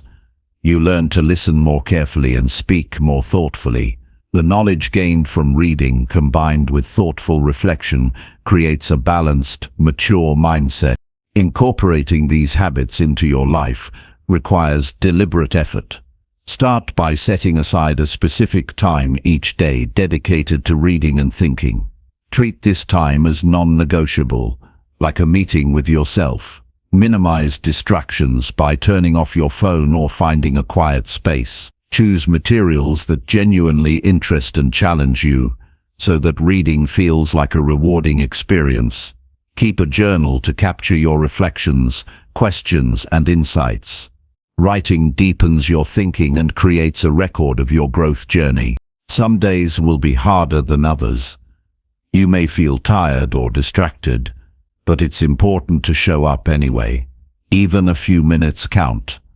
Over time, these small actions create momentum that carries you forward. You will find that your thoughts become clearer, your decisions more confident, and your understanding deeper. Your ability to solve problems and face challenges will strengthen. This daily investment in your mind pays off in every area of your life. Reading and thinking are also powerful antidotes to overwhelm. When life feels chaotic, stepping back to absorb new ideas and reflect helps you regain perspective. It reminds you that you are more than your immediate problems. It reconnects you with your long-term vision and values. This clarity reduces anxiety and stress because you see your situation in a broader context. You recognize opportunities you may have missed and gain the courage to take meaningful action. Finally, this habit teaches patience. Growth is not instant. Knowledge and wisdom accumulate over time like compound interest. The small daily deposits of reading and thinking build a rich mental and emotional reserve. When challenges arise, you draw from this reserve rather than reacting blindly. You approach problems with calm and creativity. You become resilient, because you have prepared your mind to withstand difficulties rather than collapse under them. Make reading and thinking your daily priority. Let them become the foundation of your personal growth. Protect this time fiercely because it is where your future is created. This is not just about accumulating facts, but about transforming how you see yourself and the world. It's about becoming a lifelong learner and a thoughtful doer. This habit connects you to wisdom, clarity, and strength. It empowers you to live with intention and purpose every day. Commit to it, and you will build a life of depth, meaning, and lasting progress. Chapter 12. Take action quickly instead of waiting for motivation. Waiting for motivation is one of the biggest traps that keep people stuck. Motivation is unpredictable. It comes and goes, like the weather. Some days you wake up feeling energized and ready to conquer the world. Other days, even getting out of bed feels like a challenge. If you wait for motivation to strike before you act, you will often find yourself waiting forever. Real progress comes from action, not feelings. Action creates momentum. Momentum fuels motivation. When you take action quickly, you don't rely on fleeting emotions. You build a habit of doing what needs to be done regardless of how you feel in the moment. Starting is always the hardest part. That first step often feels overwhelming because your mind focuses on the whole task instead of just the next small move. Taking action quickly means breaking things down into manageable pieces and committing to doing the next right thing immediately. Don't wait for the perfect moment, perfect mood, or perfect plan. Start with what you have. Start where you are. Starting creates movement and momentum that pushes you forward. It breaks the cycle of procrastination and indecision that kills progress. Action is the antidote to fear and doubt. When you wait for motivation, your mind amplifies reasons not to start. You question yourself, your skills, your circumstances, but when you act, you interrupt that negative cycle. You prove to yourself that you are capable of more than you believed. Action builds confidence. Each small success creates evidence that you can trust yourself. This trust becomes the foundation for sustained effort and greater challenges. Taking quick action also sharpens your focus. When you move immediately, your brain shifts from analyzing and worrying to doing. You enter a state of flow where distractions fade and your energy concentrates on the task at hand. This focus improves the quality of your work and shortens the time it takes to achieve your goals. The longer you wait, the more your mind drifts toward excuses and distractions. Immediate action protects you from these traps and keeps you on track. This practice transforms your mindset.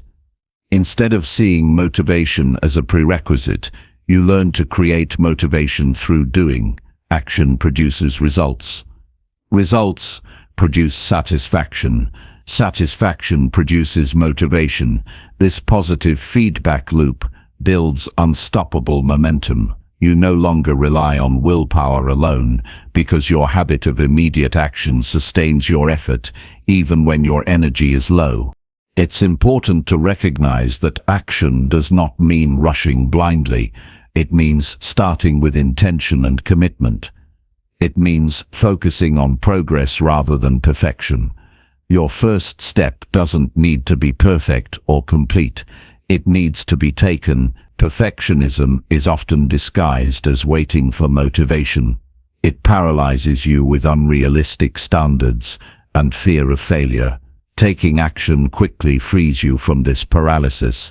It lets you learn as you go, adapt and improve. Every action teaches you something new that moving forward requires.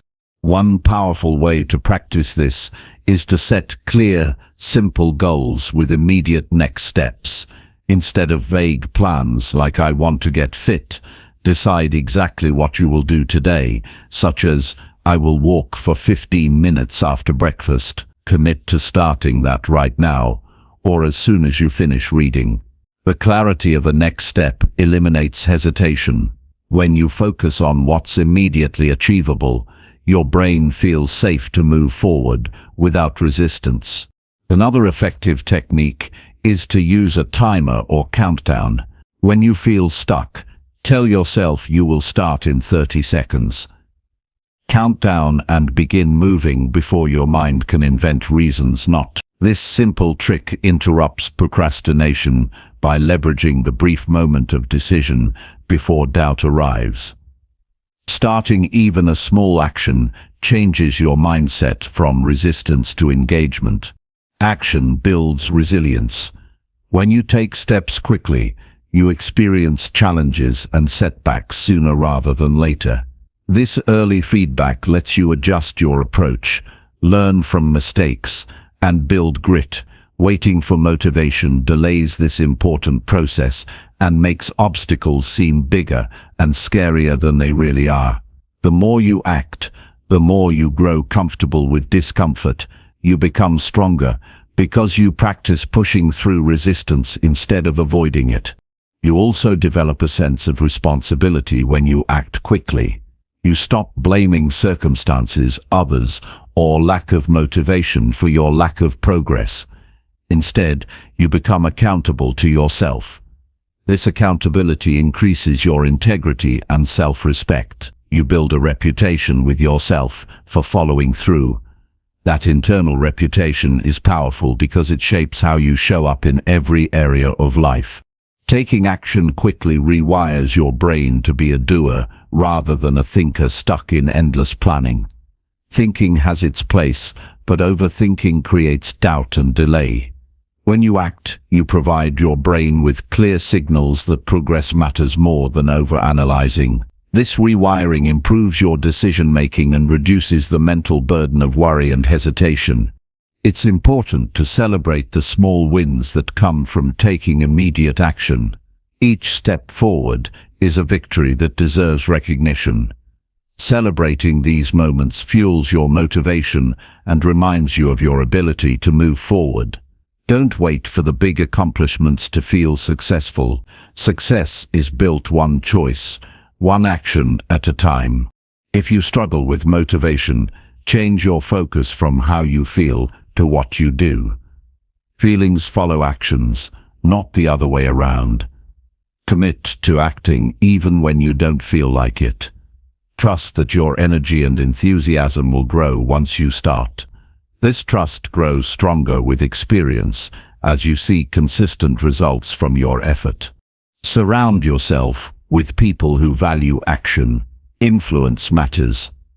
When you engage with those who take initiative, you are more likely to mirror that behavior. Avoid environments and conversations that reinforce waiting or complaining. Seek communities that encourage moving forward, learning from mistakes and persistent effort. Remember, every day offers opportunities to take action. Don't waste these moments waiting for the perfect mood. Move now. Start small. Build momentum. Keep going. Each action you take rewires your habits and your identity. You become the kind of person who doesn't wait for motivation because you create it through doing. That shift changes your life completely because it puts you in control of your progress and your future. Commit to taking action quickly. Let it be your default response to challenges and opportunities. Train yourself to start immediately. Focus deeply and adjust as you learn. This habit will carry you through uncertainty, setbacks, and doubt. It will make you unstoppable because you no longer depend on external feelings to drive you. Instead, you rely on your own power to create momentum and achieve lasting growth. Chapter 13. Respect your time and use it with intention. Time is the most precious resource you have. Unlike money or possessions, it cannot be earned back once spent. Every moment that passes is gone forever, and how you use that moment shapes your entire life. Respecting your time means treating it as valuable, not disposable. It means understanding that how you spend your time directly influences your growth, happiness, and success. Using your time with intention requires awareness, discipline, and clear priorities. Without this respect, days slip away filled with distractions, regret, and wasted potential. Many people drift through their day without a plan, reacting to whatever pulls their attention. This is a fast track to feeling overwhelmed, unproductive, and dissatisfied. When you don't control your time, others will control it for you. Tasks that don't align with your goals fill your schedule. Social media, endless emails, and unnecessary meetings consume hours. You end up exhausted but with little progress. Respecting your time means choosing what deserves your attention and what doesn't. It means saying no to low-value activities and yes to what truly matters. To use your time with intention, you must first know your priorities. What are your highest values and goals? What activities align with your vision for your life? When these are clear, time management becomes less about cramming tasks and more about making space for what counts. You protect that space fiercely because you understand its value. You realize that every minute spent working toward your goals is an investment in your future. Intentional time use means planning your day with purpose. It's not about rigid schedules, but about setting clear intentions for how you want to spend your time. Start each day by deciding your top priorities and focusing your energy there. This practice guards against mindless scrolling or being pulled into distractions. It helps you move closer to your goals, steadily rather than spinning your wheels. Respecting your time also means setting boundaries. You must protect your schedule from interruptions and distractions. This can be difficult because the world demands your attention constantly. Phones ring, notifications ping, and people ask for your time. Learning to say no or delay responses when needed is crucial. Boundaries create the space you need to focus deeply and produce your best work. Without them, your time is fragmented and your effectiveness diminishes. Using your time intentionally requires discipline. It's easy to lose focus or give in to temptation. Distractions are designed to grab your attention because they benefit others, not you. The more you respect your time, the better you become at recognizing these traps and avoiding them. You develop habits that protect your focus, such as turning off notifications, scheduling breaks, and working in distraction-free environments. Another key to respecting your time is learning to delegate or eliminate tasks that don't require your direct involvement. Many people waste hours on low-impact activities simply because they haven't prioritized or streamlined their responsibilities. Freeing yourself from these tasks creates more space for meaningful work and rest. It's a sign of maturity to know when to ask for help or let go of less important demands. Intentional time use also includes regular reflection. Taking time to review how you spent your day or week helps you identify areas where time was wasted or well used. This awareness enables you to adjust and improve continually. Without reflection, it's easy to repeat the same unproductive patterns. Reflection ensures that your time management evolves with your goals and circumstances. Respect for time extends to how you handle downtime and rest. Using time intentionally doesn't mean working non-stop. Rest and recovery are essential parts of a productive life. When you respect your time, you schedule rest deliberately rather than letting fatigue force you into it. Quality rest replenishes your energy and creativity, making your working hours more effective. Balance between work and rest is a mark of wisdom in time management. Living with intentionality also transforms your relationship with deadlines and commitments. You meet your responsibilities with focus and preparation because you honor the time you have been given. This reliability builds trust with others and reduces stress caused by last-minute rushes. When you respect time, you value your word and show respect for others' time as well. Every moment you spend mindful of your time adds up to a life that feels meaningful and productive. The habit of respecting time builds confidence because you see real progress in what matters. It also increases your satisfaction because you control how your life unfolds instead of feeling pushed by circumstances. Time well used creates freedom, the freedom to choose your path and shape your future. Ultimately, respecting your time is an act of self-respect. It means valuing your own life and potential enough to guard the hours you have. It means living consciously rather than on autopilot. It means committing to daily choices that align with your highest goals and deepest values. This commitment shapes your character and builds a foundation for lasting success. Choose each day to treat your time as the treasure it is. Make deliberate decisions about what you allow into your schedule. Protect your focus from distractions and fragmentation. Build habits that support sustained attention and meaningful action. Reflect regularly and adjust as needed. Balance work with rest to maintain energy and clarity. Honor commitments with preparation and respect. This way, you use your time not just to get through the day, but create a life of purpose and impact. Respecting your time is a skill you develop through consistent practice. The more you practice, the more natural it becomes. Soon, intentional time use is no longer a chore, but a way of life. It empowers you to accomplish what matters most without feeling overwhelmed or scattered. It frees you from regret over wasted hours and replaces it with pride in how you live. This respect for time elevates every area of your life and helps you become the person you aspire to be. Live today as if you truly value every moment, because you do. Use your time intentionally, protect it fiercely, and watch how your life transforms. The moments you invest wisely build a future filled with meaning, achievement, and fulfillment. Chapter 14. Stop comparing yourself and focus on your path. Comparing yourself to others is a trap that robs you of peace and progress. When you focus on what others have or where they are, you lose sight of your unique journey and potential. Every person's path is different, shaped by experiences, values, and timing.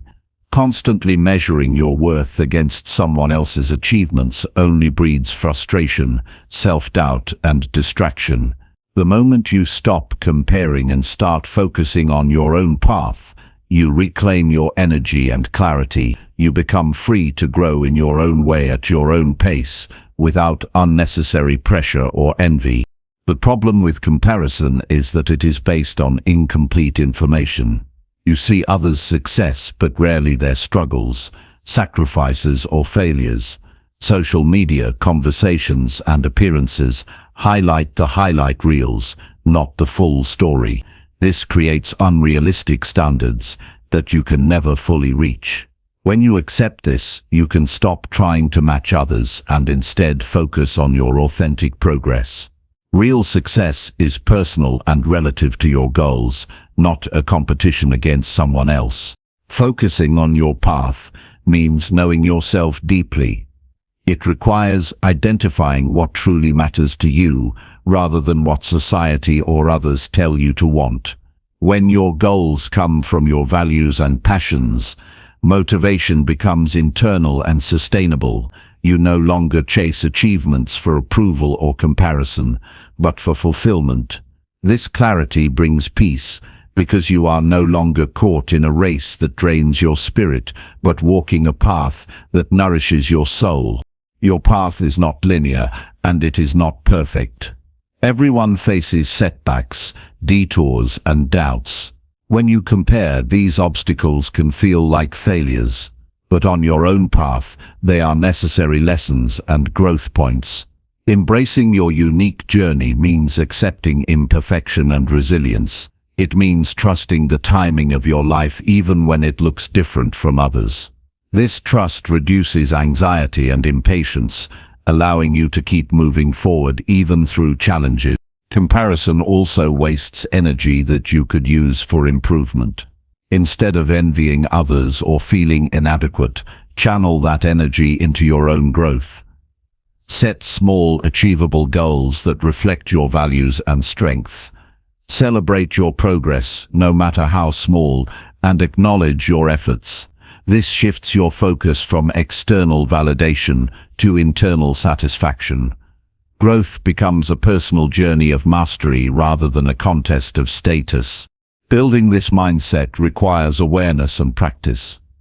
Notice when you catch yourself comparing and pause. Ask yourself what impact this thought is having on your mood and motivation. Then deliberately redirect your attention to your goals and actions. Journaling can help by capturing your achievements and reflections to remind you of your progress. Surround yourself with people who support your growth rather than feed competition. Seek inspiration from others without letting it become a measuring stick. It's also important to practice self-compassion. Comparing often leads to harsh self-judgment. Treat yourself with the same kindness you would offer a friend.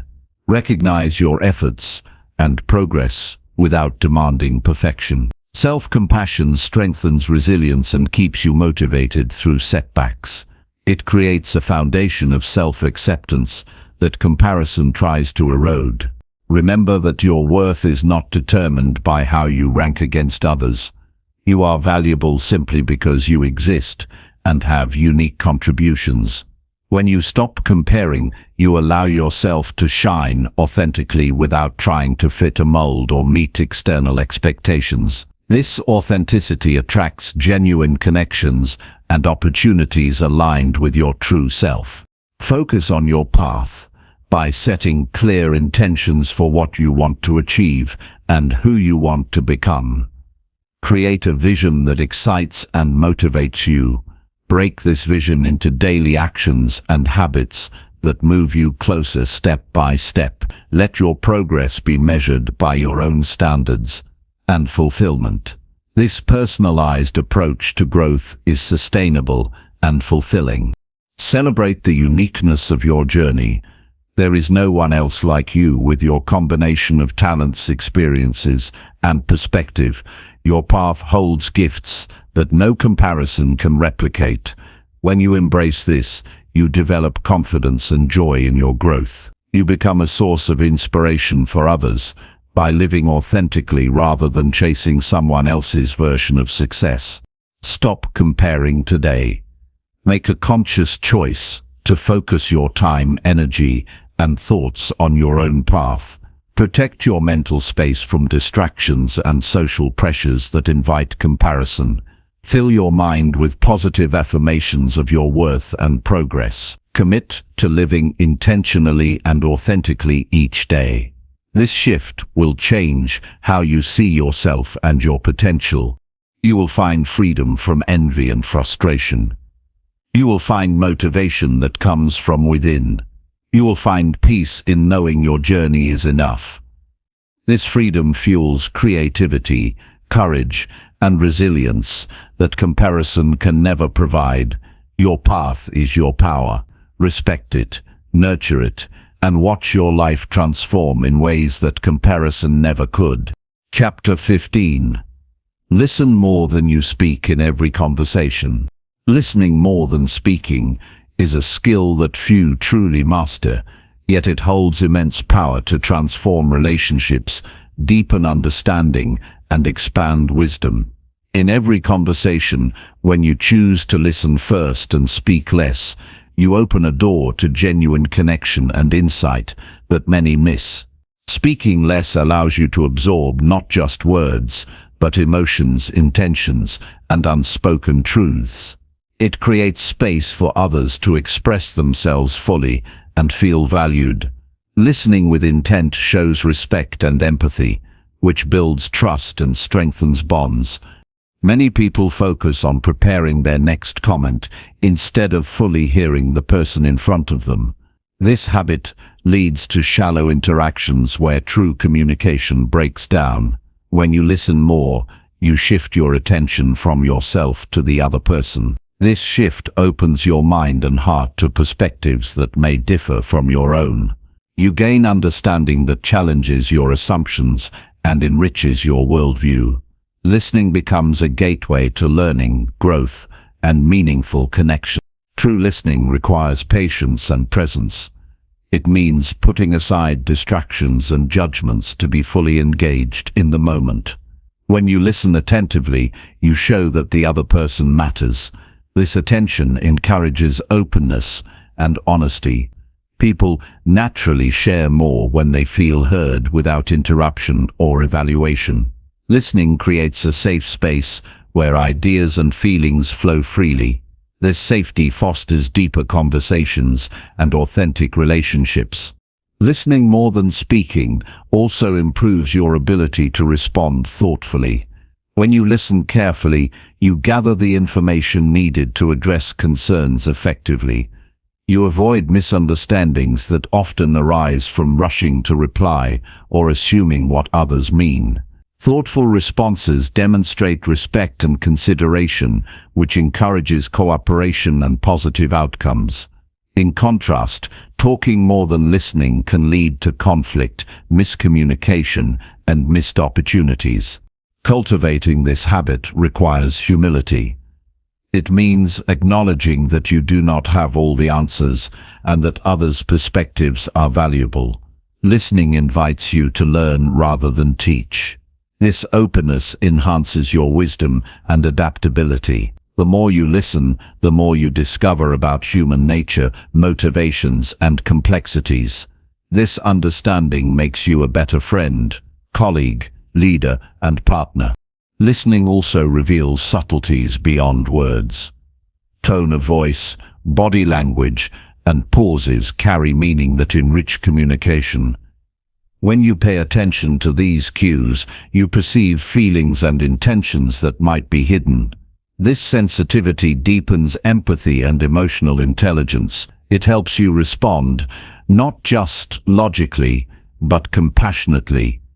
People sense this empathy and feel genuinely understood, which strengthens trust and rapport. Another benefit of listening more is the ability to learn from silence. In conversations, silence often feels uncomfortable, prompting people to fill the gap with words. Yet silence allows thoughts to settle and meaning to emerge. When you resist the urge to speak immediately, you give yourself and others space to process. This pause can lead to clearer insights and more meaningful dialogue. Listening to silence becomes a tool for deeper reflection and connection. Listening enhances your self-awareness as well.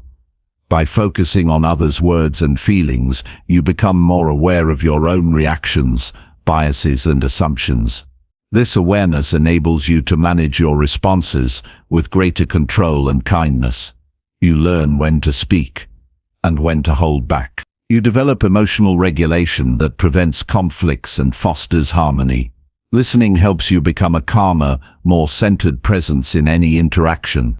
This practice strengthens leadership qualities.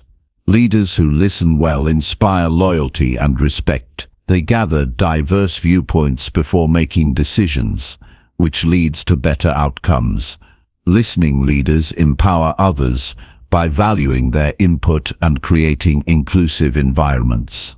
They build teams that trust and support one another. The power of listening in leadership lies in its ability to unite people around shared goals and values. Listening more than speaking requires intentional effort in today's fast-paced world. Distractions, social media, and multitasking pull your attention away from true engagement.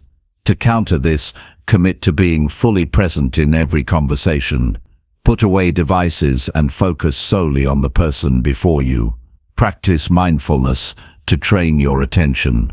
Remind yourself that listening is a gift you give and receive. It also means resisting the temptation to dominate discussions or interrupt.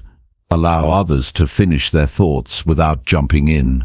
Ask open-ended questions that encourage deeper sharing rather than steering the conversation toward your agenda. Paraphrase and summarize what you hear to confirm understanding.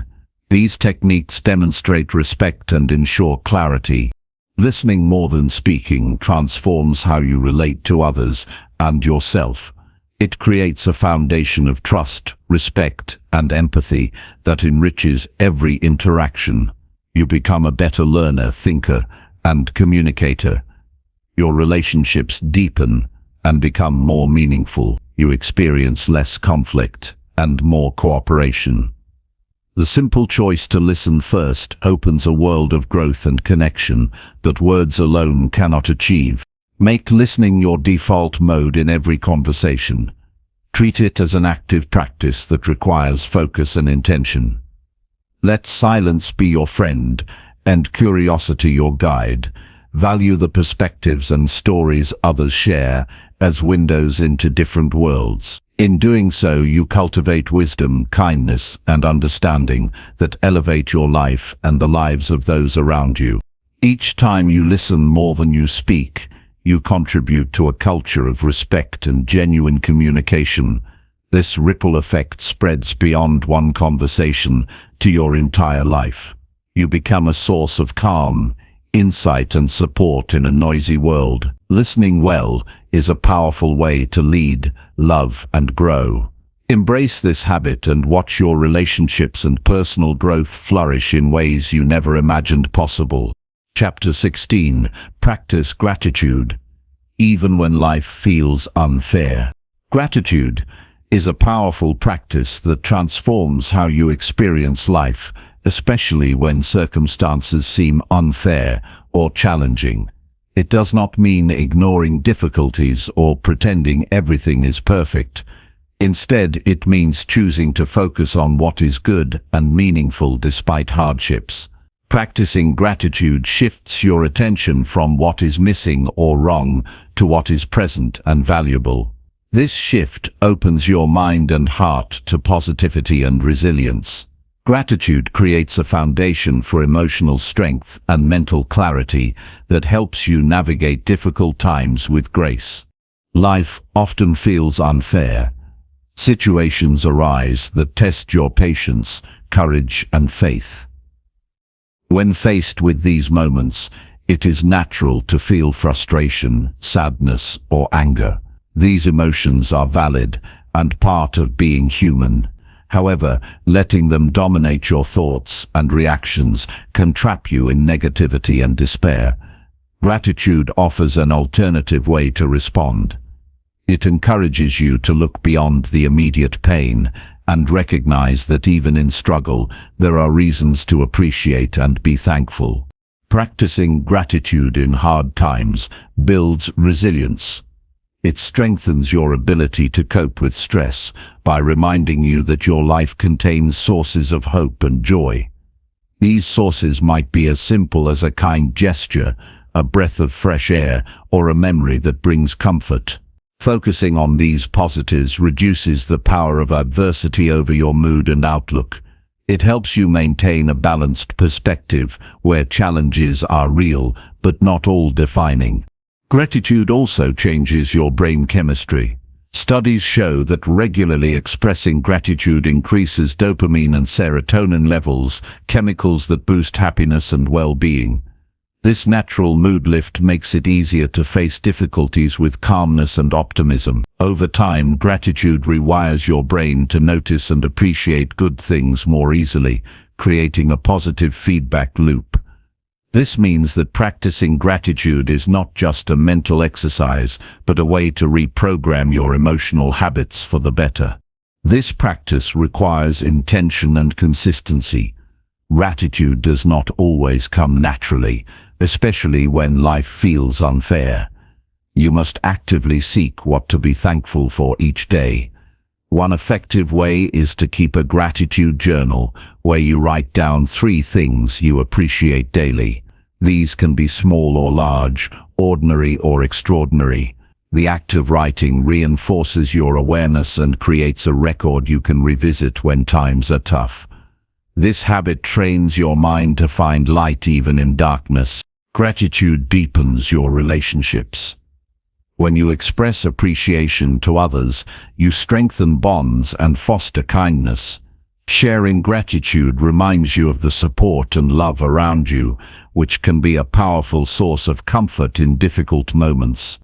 It also encourages others to show gratitude, creating a cycle of positive connection. Recognizing the good in others shifts your focus from isolation to community and shared humanity. Practicing gratitude helps you embrace acceptance. Life will not always be fair or easy, but gratitude allows you to accept what is without resignation. It is an active choice to find meaning and growth in hardship rather than resisting or resenting. Acceptance grounded in gratitude reduces suffering by easing resistance to reality. It opens space for healing and constructive action instead of bitterness or denial.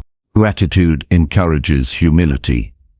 It reminds you that your life is part of a larger web of support and fortune. Recognizing the contributions of others and circumstances beyond your control cultivates a sense of interconnectedness and respect. This humility protects against entitlement and comparison, making your journey more peaceful and fulfilling. Even small moments of gratitude can have profound effects.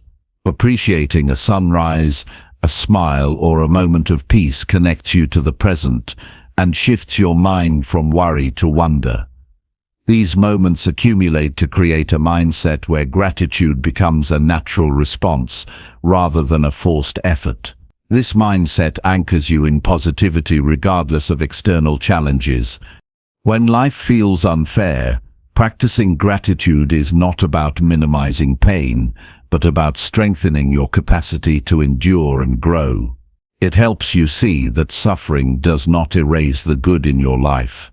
Instead, gratitude granulates that good and bad coexist, and your choice is where to place your attention. This choice shapes your experience and influences how you respond to life's difficulties. Gratitude empowers you to reclaim your narrative. Instead of seeing yourself as a victim of circumstance, you become an active participant in your story who acknowledges both struggles and blessings. This empowerment creates hope and motivates you to keep moving forward with courage and faith. Make gratitude a daily discipline. Begin each day by acknowledging something you are thankful for. Throughout the day, notice and appreciate acts of kindness, beauty, or progress. Before sleep, reflect on what went well or what you learned. This rhythm of gratitude nourishes your soul and builds resilience against despair. In practicing gratitude, you become a beacon of light for others. Your appreciation and positivity inspire those around you to find their own reasons for thankfulness.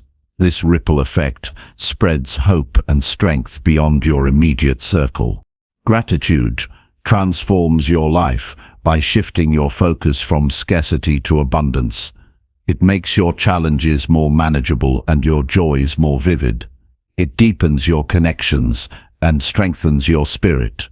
Even when life feels unfair, gratitude offers a path to peace, growth, and lasting happiness. Choose this path daily and watch how your perspective, emotions, and life itself change in profound ways. Chapter 17. Move your body daily to sharpen your mind. Moving your body every day is one of the most effective ways to enhance not only your physical health, but also your mental clarity and sharpness.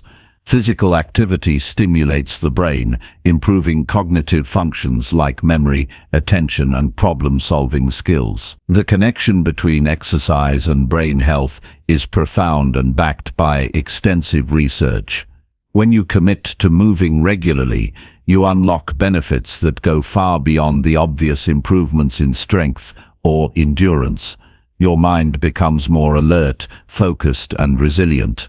Daily movement increases blood flow throughout your body, including your brain.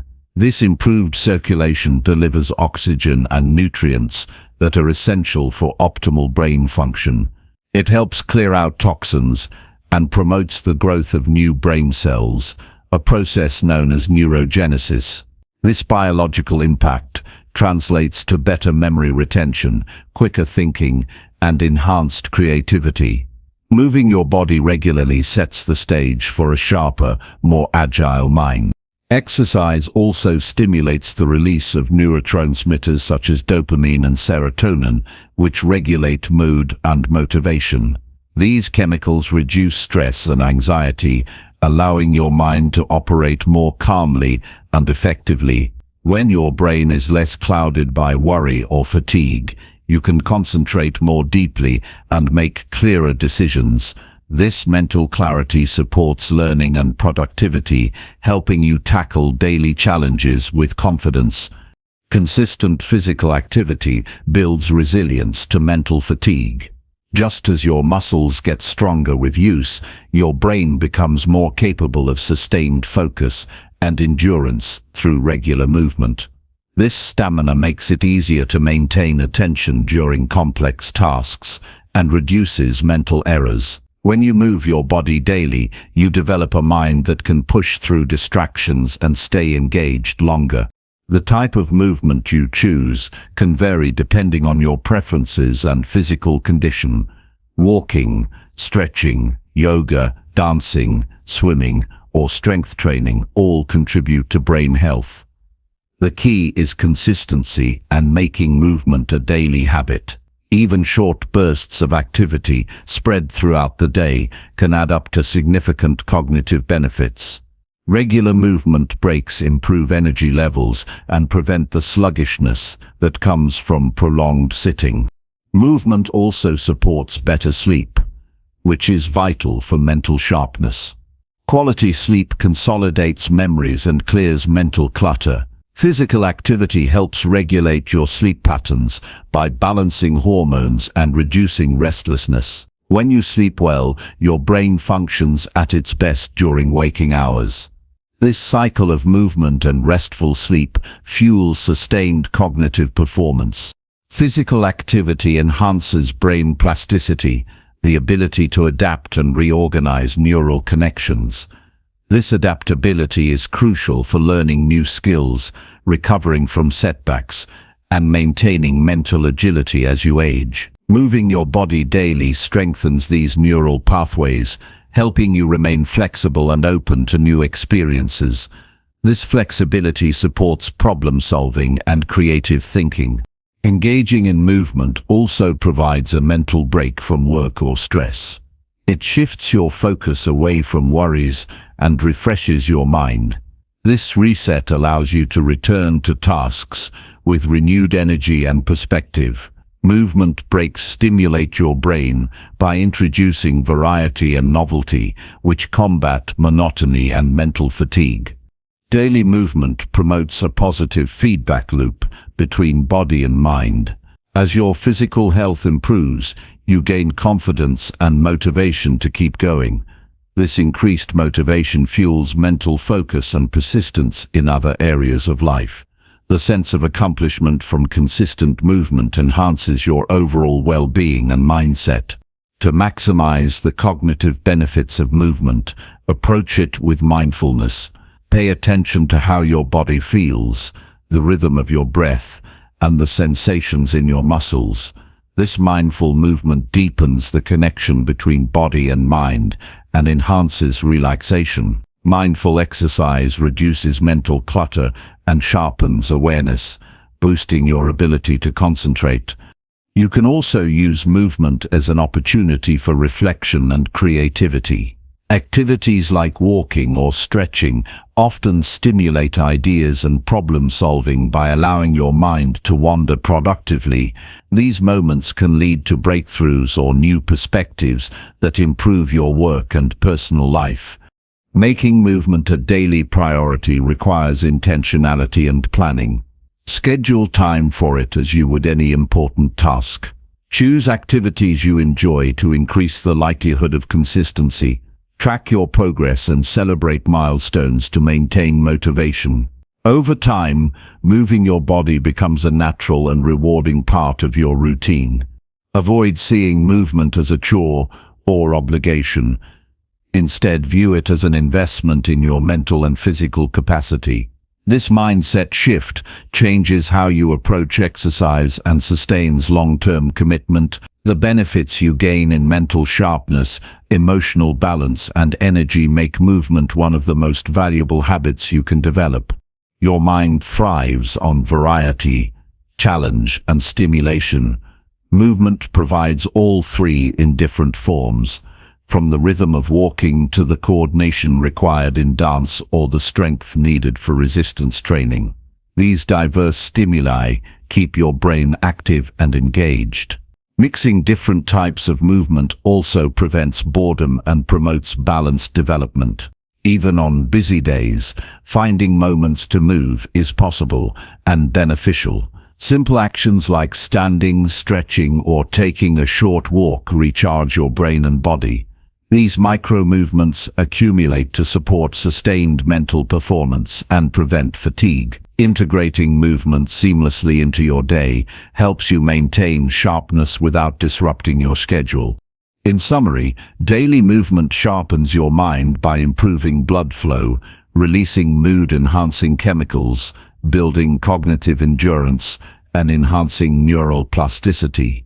It supports restful sleep and provides mental breaks that refresh focus. Mindful movement deepens the connection between body and mind and stimulates creativity.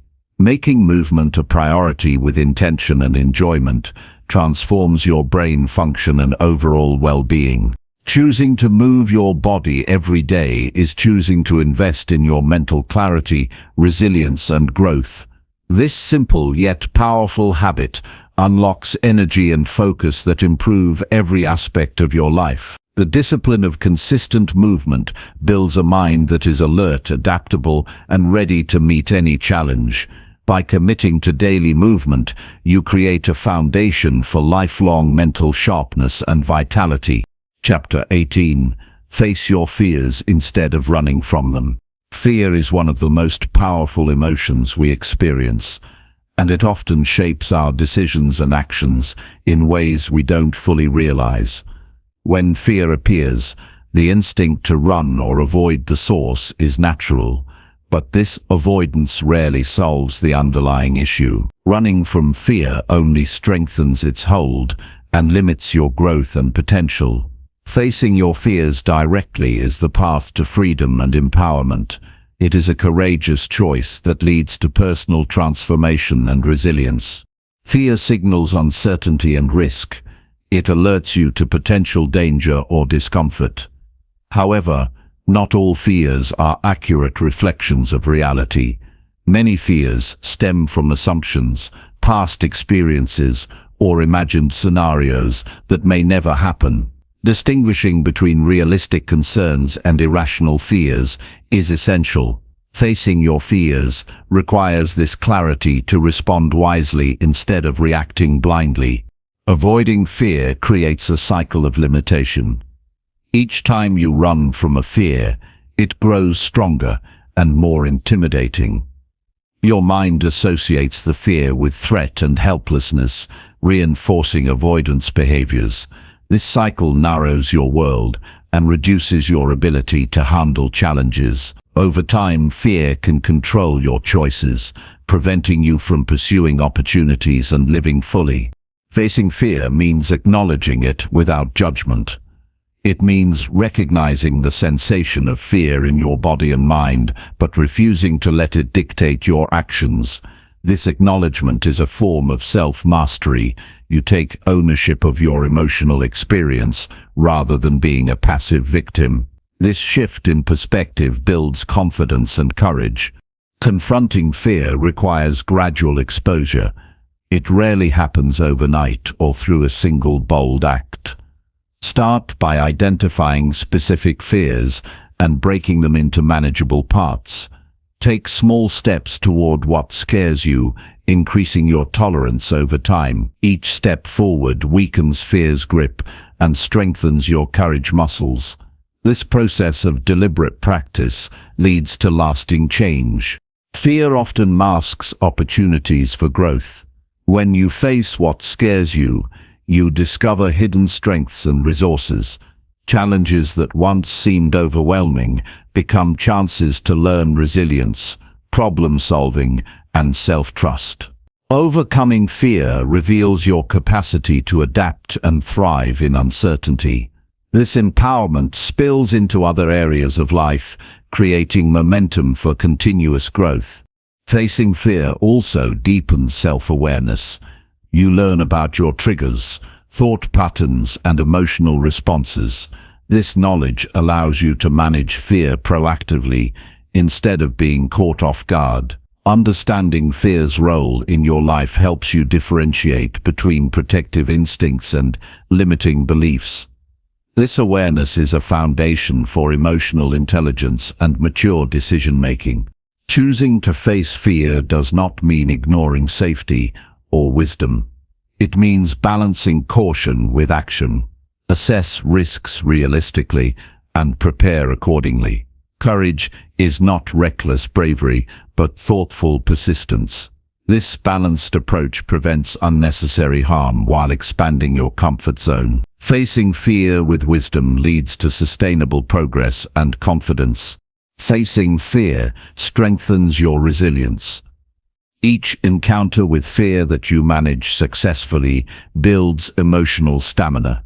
You develop a mindset that views challenges as manageable rather than threatening. This mindset makes you more adaptable and less reactive to stress. Resilience gained from facing fear supports mental health and overall well-being. Fear can be transformed into motivation. When you shift your perspective, fear signals areas for growth and opportunity. Use fear as a compass guiding you toward what matters most. Let fear inspire action rather than paralysis. This transformation turns a negative force into a catalyst for positive change. Facing fear improves your relationships. Fear often isolates because it encourages secrecy or avoidance. When you confront fear openly, you model vulnerability and courage. This openness invites connection and support from others. Shared experiences of facing fear build trust and deepen bonds. Practice breathing and grounding technique to manage fear's physical effects. Fear triggers fight, flight, or freeze responses that can overwhelm. Deep breathing, mindfulness, and focusing on the present moment calm your nervous system and clear your mind. These tools create space between feeling fear and choosing your response. Reflect on past fears you have overcome. Remembering successes builds confidence and reminds you that fear is conquerable. Use these memories as motivation when facing new fears. This perspective reinforces a growth mindset that embraces challenges as part of life's journey. Surround yourself with supportive people who encourage facing fear. Isolation increases anxiety and avoidance. Trusted friends, mentors, or coaches provide perspective, encouragement, and accountability. Their support makes the process less daunting and more achievable. Accept that fear may never fully disappear. The goal is not to eliminate fear, but to live despite it. Courage is acting in the presence of fear, not the absence. This acceptance reduces frustration and self-criticism, fostering patience and compassion toward yourself. Facing fear enriches your life by expanding your horizons. It opens doors to experiences, relationships, and achievements that fear would otherwise block. Living courageously leads to greater freedom, satisfaction, and self-respect. This expansion creates a life aligned with your true potential and values. Commit to facing your fears regularly. Make it a lifelong practice that grows your courage and wisdom. Each encounter with fear is a step toward mastery of yourself and your life. This commitment transforms fear from a barrier into a bridge to growth. In every moment of fear, remember you have the power to choose. You can choose to run or to face. Choosing to face fear builds strength, insight, and freedom. This choice shapes your character and your destiny. Embrace fear as a teacher rather than an enemy.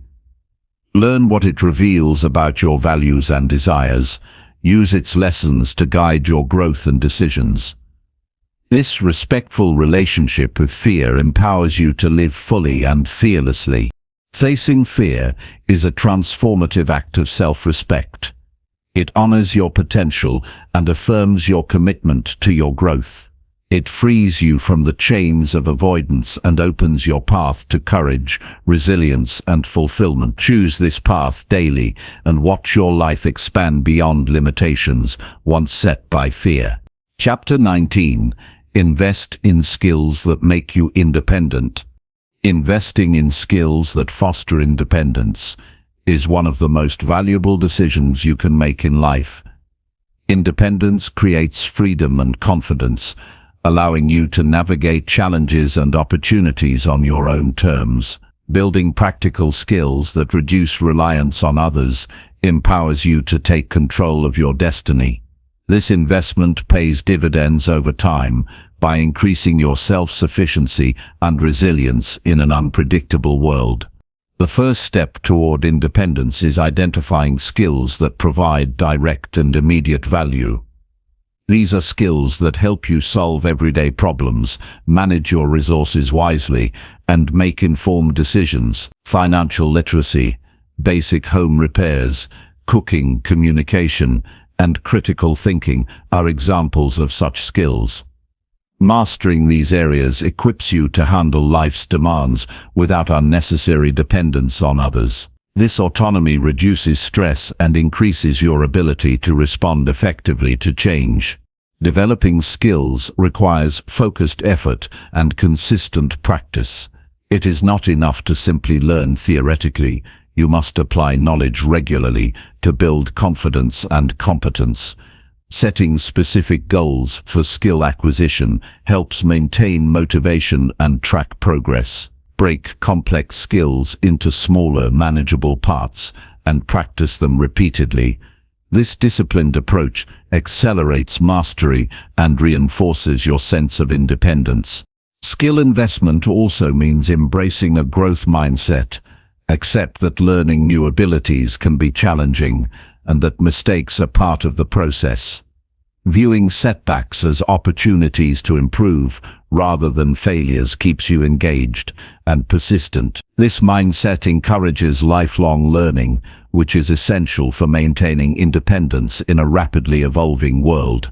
Your adaptability depends on your willingness to continuously update and expand your skill set. Prioritize skills that align with your personal goals and circumstances. If financial security is a priority, focus on budgeting, saving, investing, and understanding credit. If physical health matters most, develop skills in nutrition, exercise, and self-care. Tailoring your learning to your unique needs ensures your efforts produce meaningful and practical results. This personalized approach increases the likelihood that your skills will empower your independence now and in the future. Investing in communication skills is crucial for independence.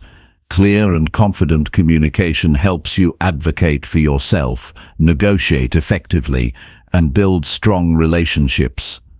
These abilities reduce misunderstandings and increase your influence in personal and professional settings. Communication skills open doors to opportunities and support networks that further your independence. Practicing active listening, assertiveness, and empathy enhances these skills and deepens your connections. Technology skills are increasingly important for independence.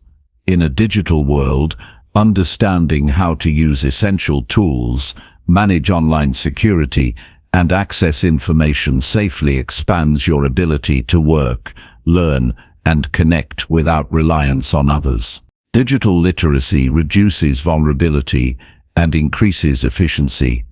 Staying current with technology ensures you remain capable of navigating modern life's demands independently. Time management is another vital skill for self-sufficiency. Organizing your schedule, setting priorities, and avoiding procrastination enable you to accomplish tasks efficiently. Effective time management reduces stress and creates space for learning and growth. Mastering this skill helps you balance responsibilities and pursue personal interests without feeling overwhelmed. This balance is foundational to living an independent and fulfilling life. Financial independence is a cornerstone of overall self-reliance. Learning how to manage money wisely protects you from economic instability and empowers your choices. Understanding income, expenses, debts, and investments gives you control over your financial future. Building savings and emergency funds provides security that frees you from dependence on others during crises. Financial independence allows you to pursue opportunities aligned with your values rather than immediate necessity. Problem-solving skills enhance your ability to handle unexpected situations independently. Developing critical thinking, creativity, and resourcefulness equips you to find solutions without external help. These skills improve decision-making and reduce anxiety when facing challenges. Practicing problem-solving in everyday situations builds confidence and prepares you for more complex issues. Independence grows as you trust your judgment and capabilities. Self-care skills support your physical and mental well-being, essential for sustaining independence.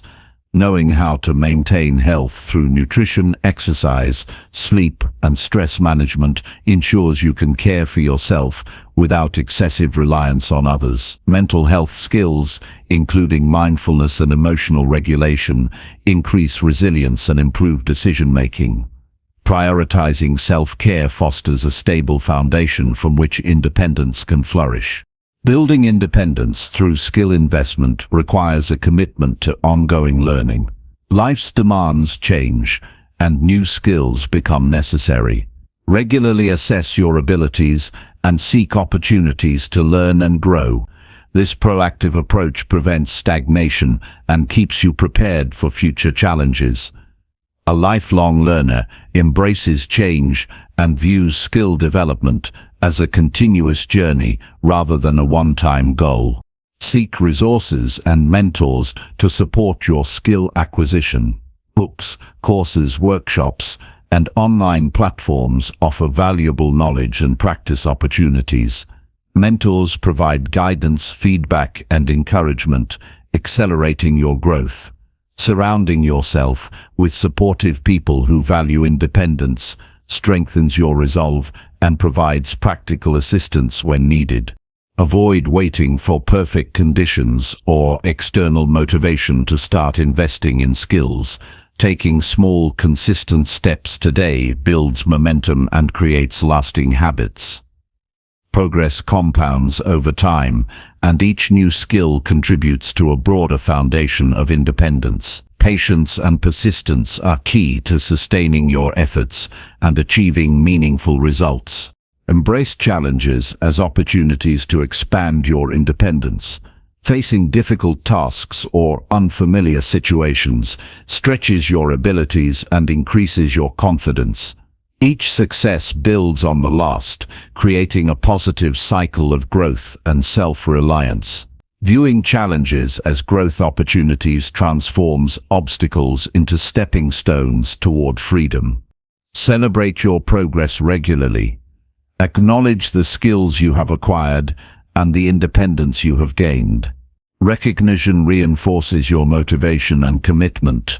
Reflecting on your journey highlights how far you have come and inspires continued effort. This positive reinforcement strengthens your identity as a capable and independent person.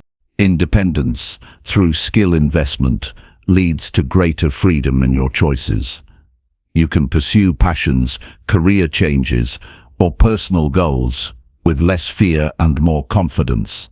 This freedom enhances your quality of life and aligns your daily actions with your values.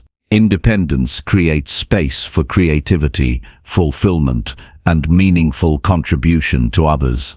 Remember that independence is not isolation.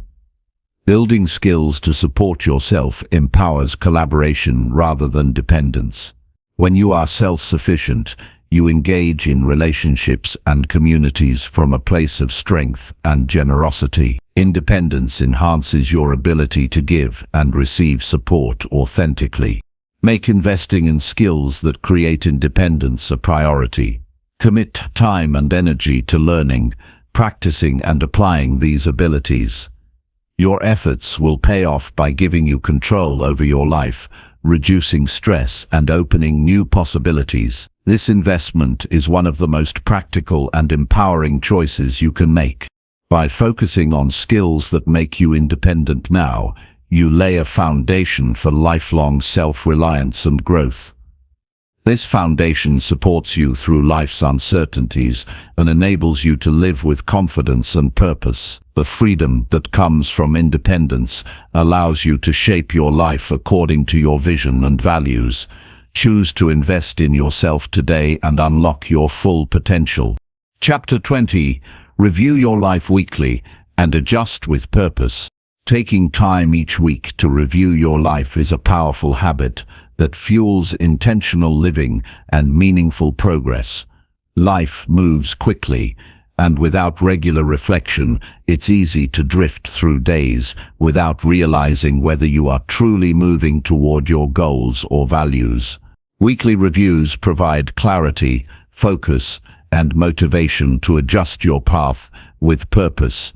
This practice is an opportunity to pause, assess, and realign so that your actions consistently support the life you want to build.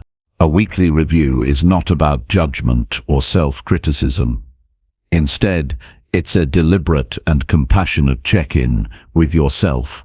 It involves looking honestly at what you accomplished, what challenges you faced, and where you can improve. This honest reflection creates a feedback loop that enhances self-awareness and drives continuous growth. Through this process, you become more aware of your patterns and make better decisions based on real data rather than assumptions or emotions. The first step in a weekly review is gathering the facts. Collect information on your key activities, habits, goals, and feelings throughout the week. This may include reviewing your calendar, journals, to-do lists, or habit trackers. Organizing this information allows you to see what you focused on and where your energy went.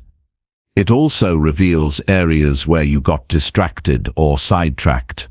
With a clear picture, you can start evaluating what worked well and what didn't. Next, consider your progress toward your most important goals. Are you moving forward or standing still? Break down your goals into specific actions and evaluate whether you completed them.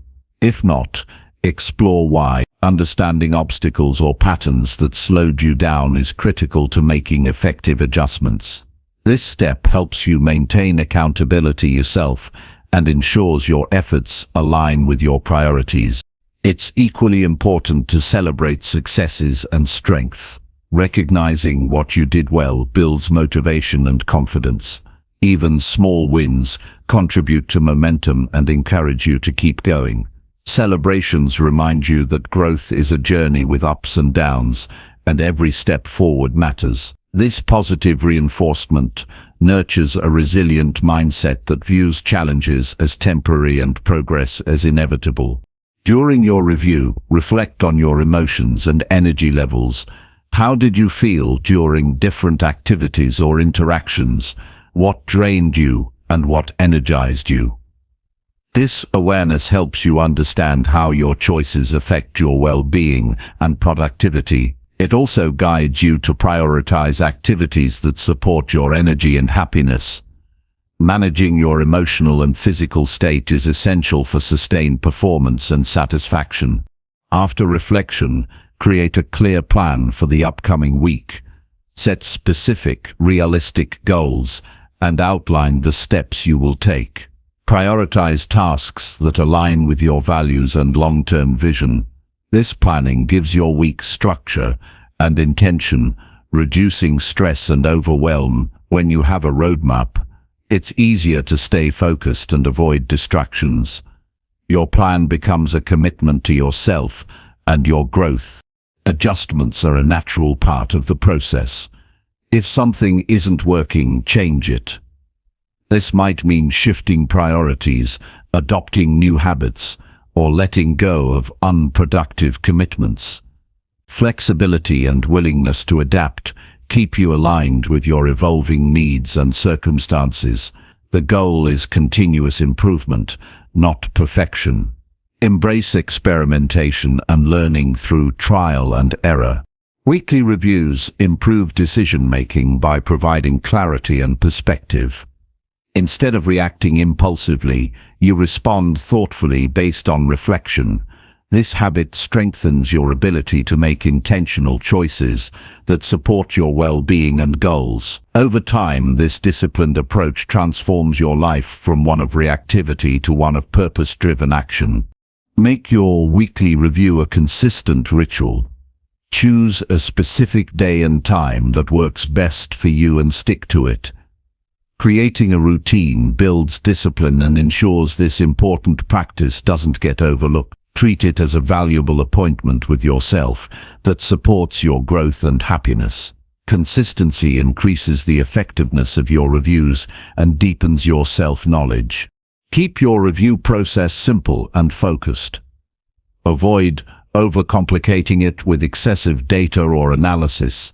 Use tools that suit your style, whether a journal, app, or checklist. The key is to make it sustainable and enjoyable so that you look forward to it rather than dread it. This positive attitude enhances the quality of your reflection and planning. Incorporate questions that prompt meaningful insight during your review. Ask what you learned, what you would do differently, and what you are grateful for. These questions encourage deeper thinking and help you identify lessons that fuel growth.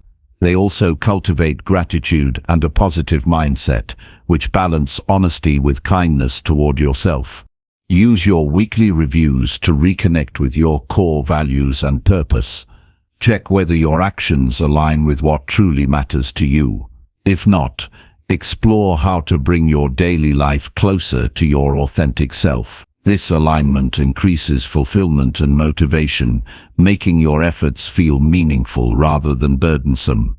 Living according to your values is a foundation for lasting happiness. Sharing your review process with a trusted friend, coach, or mentor can enhance accountability and insight. External perspectives offer feedback and encouragement that deepen your understanding. Discussing your reflections also builds connection and support, which are vital for sustained growth. You don't have to do this alone. Collaboration enriches the journey. Reviewing your setbacks with curiosity rather than blame fosters resilience. Every challenge is an opportunity to learn and improve. Shifting your mindset in this way reduces fear of failure and encourages bold action. This mindset creates a safe space for experimentation and innovation in your personal growth. As you practice weekly reviews, you develop a stronger sense of control over your life. You become the driver of your journey rather than a passenger. This empowerment enhances confidence and reduces anxiety about the future.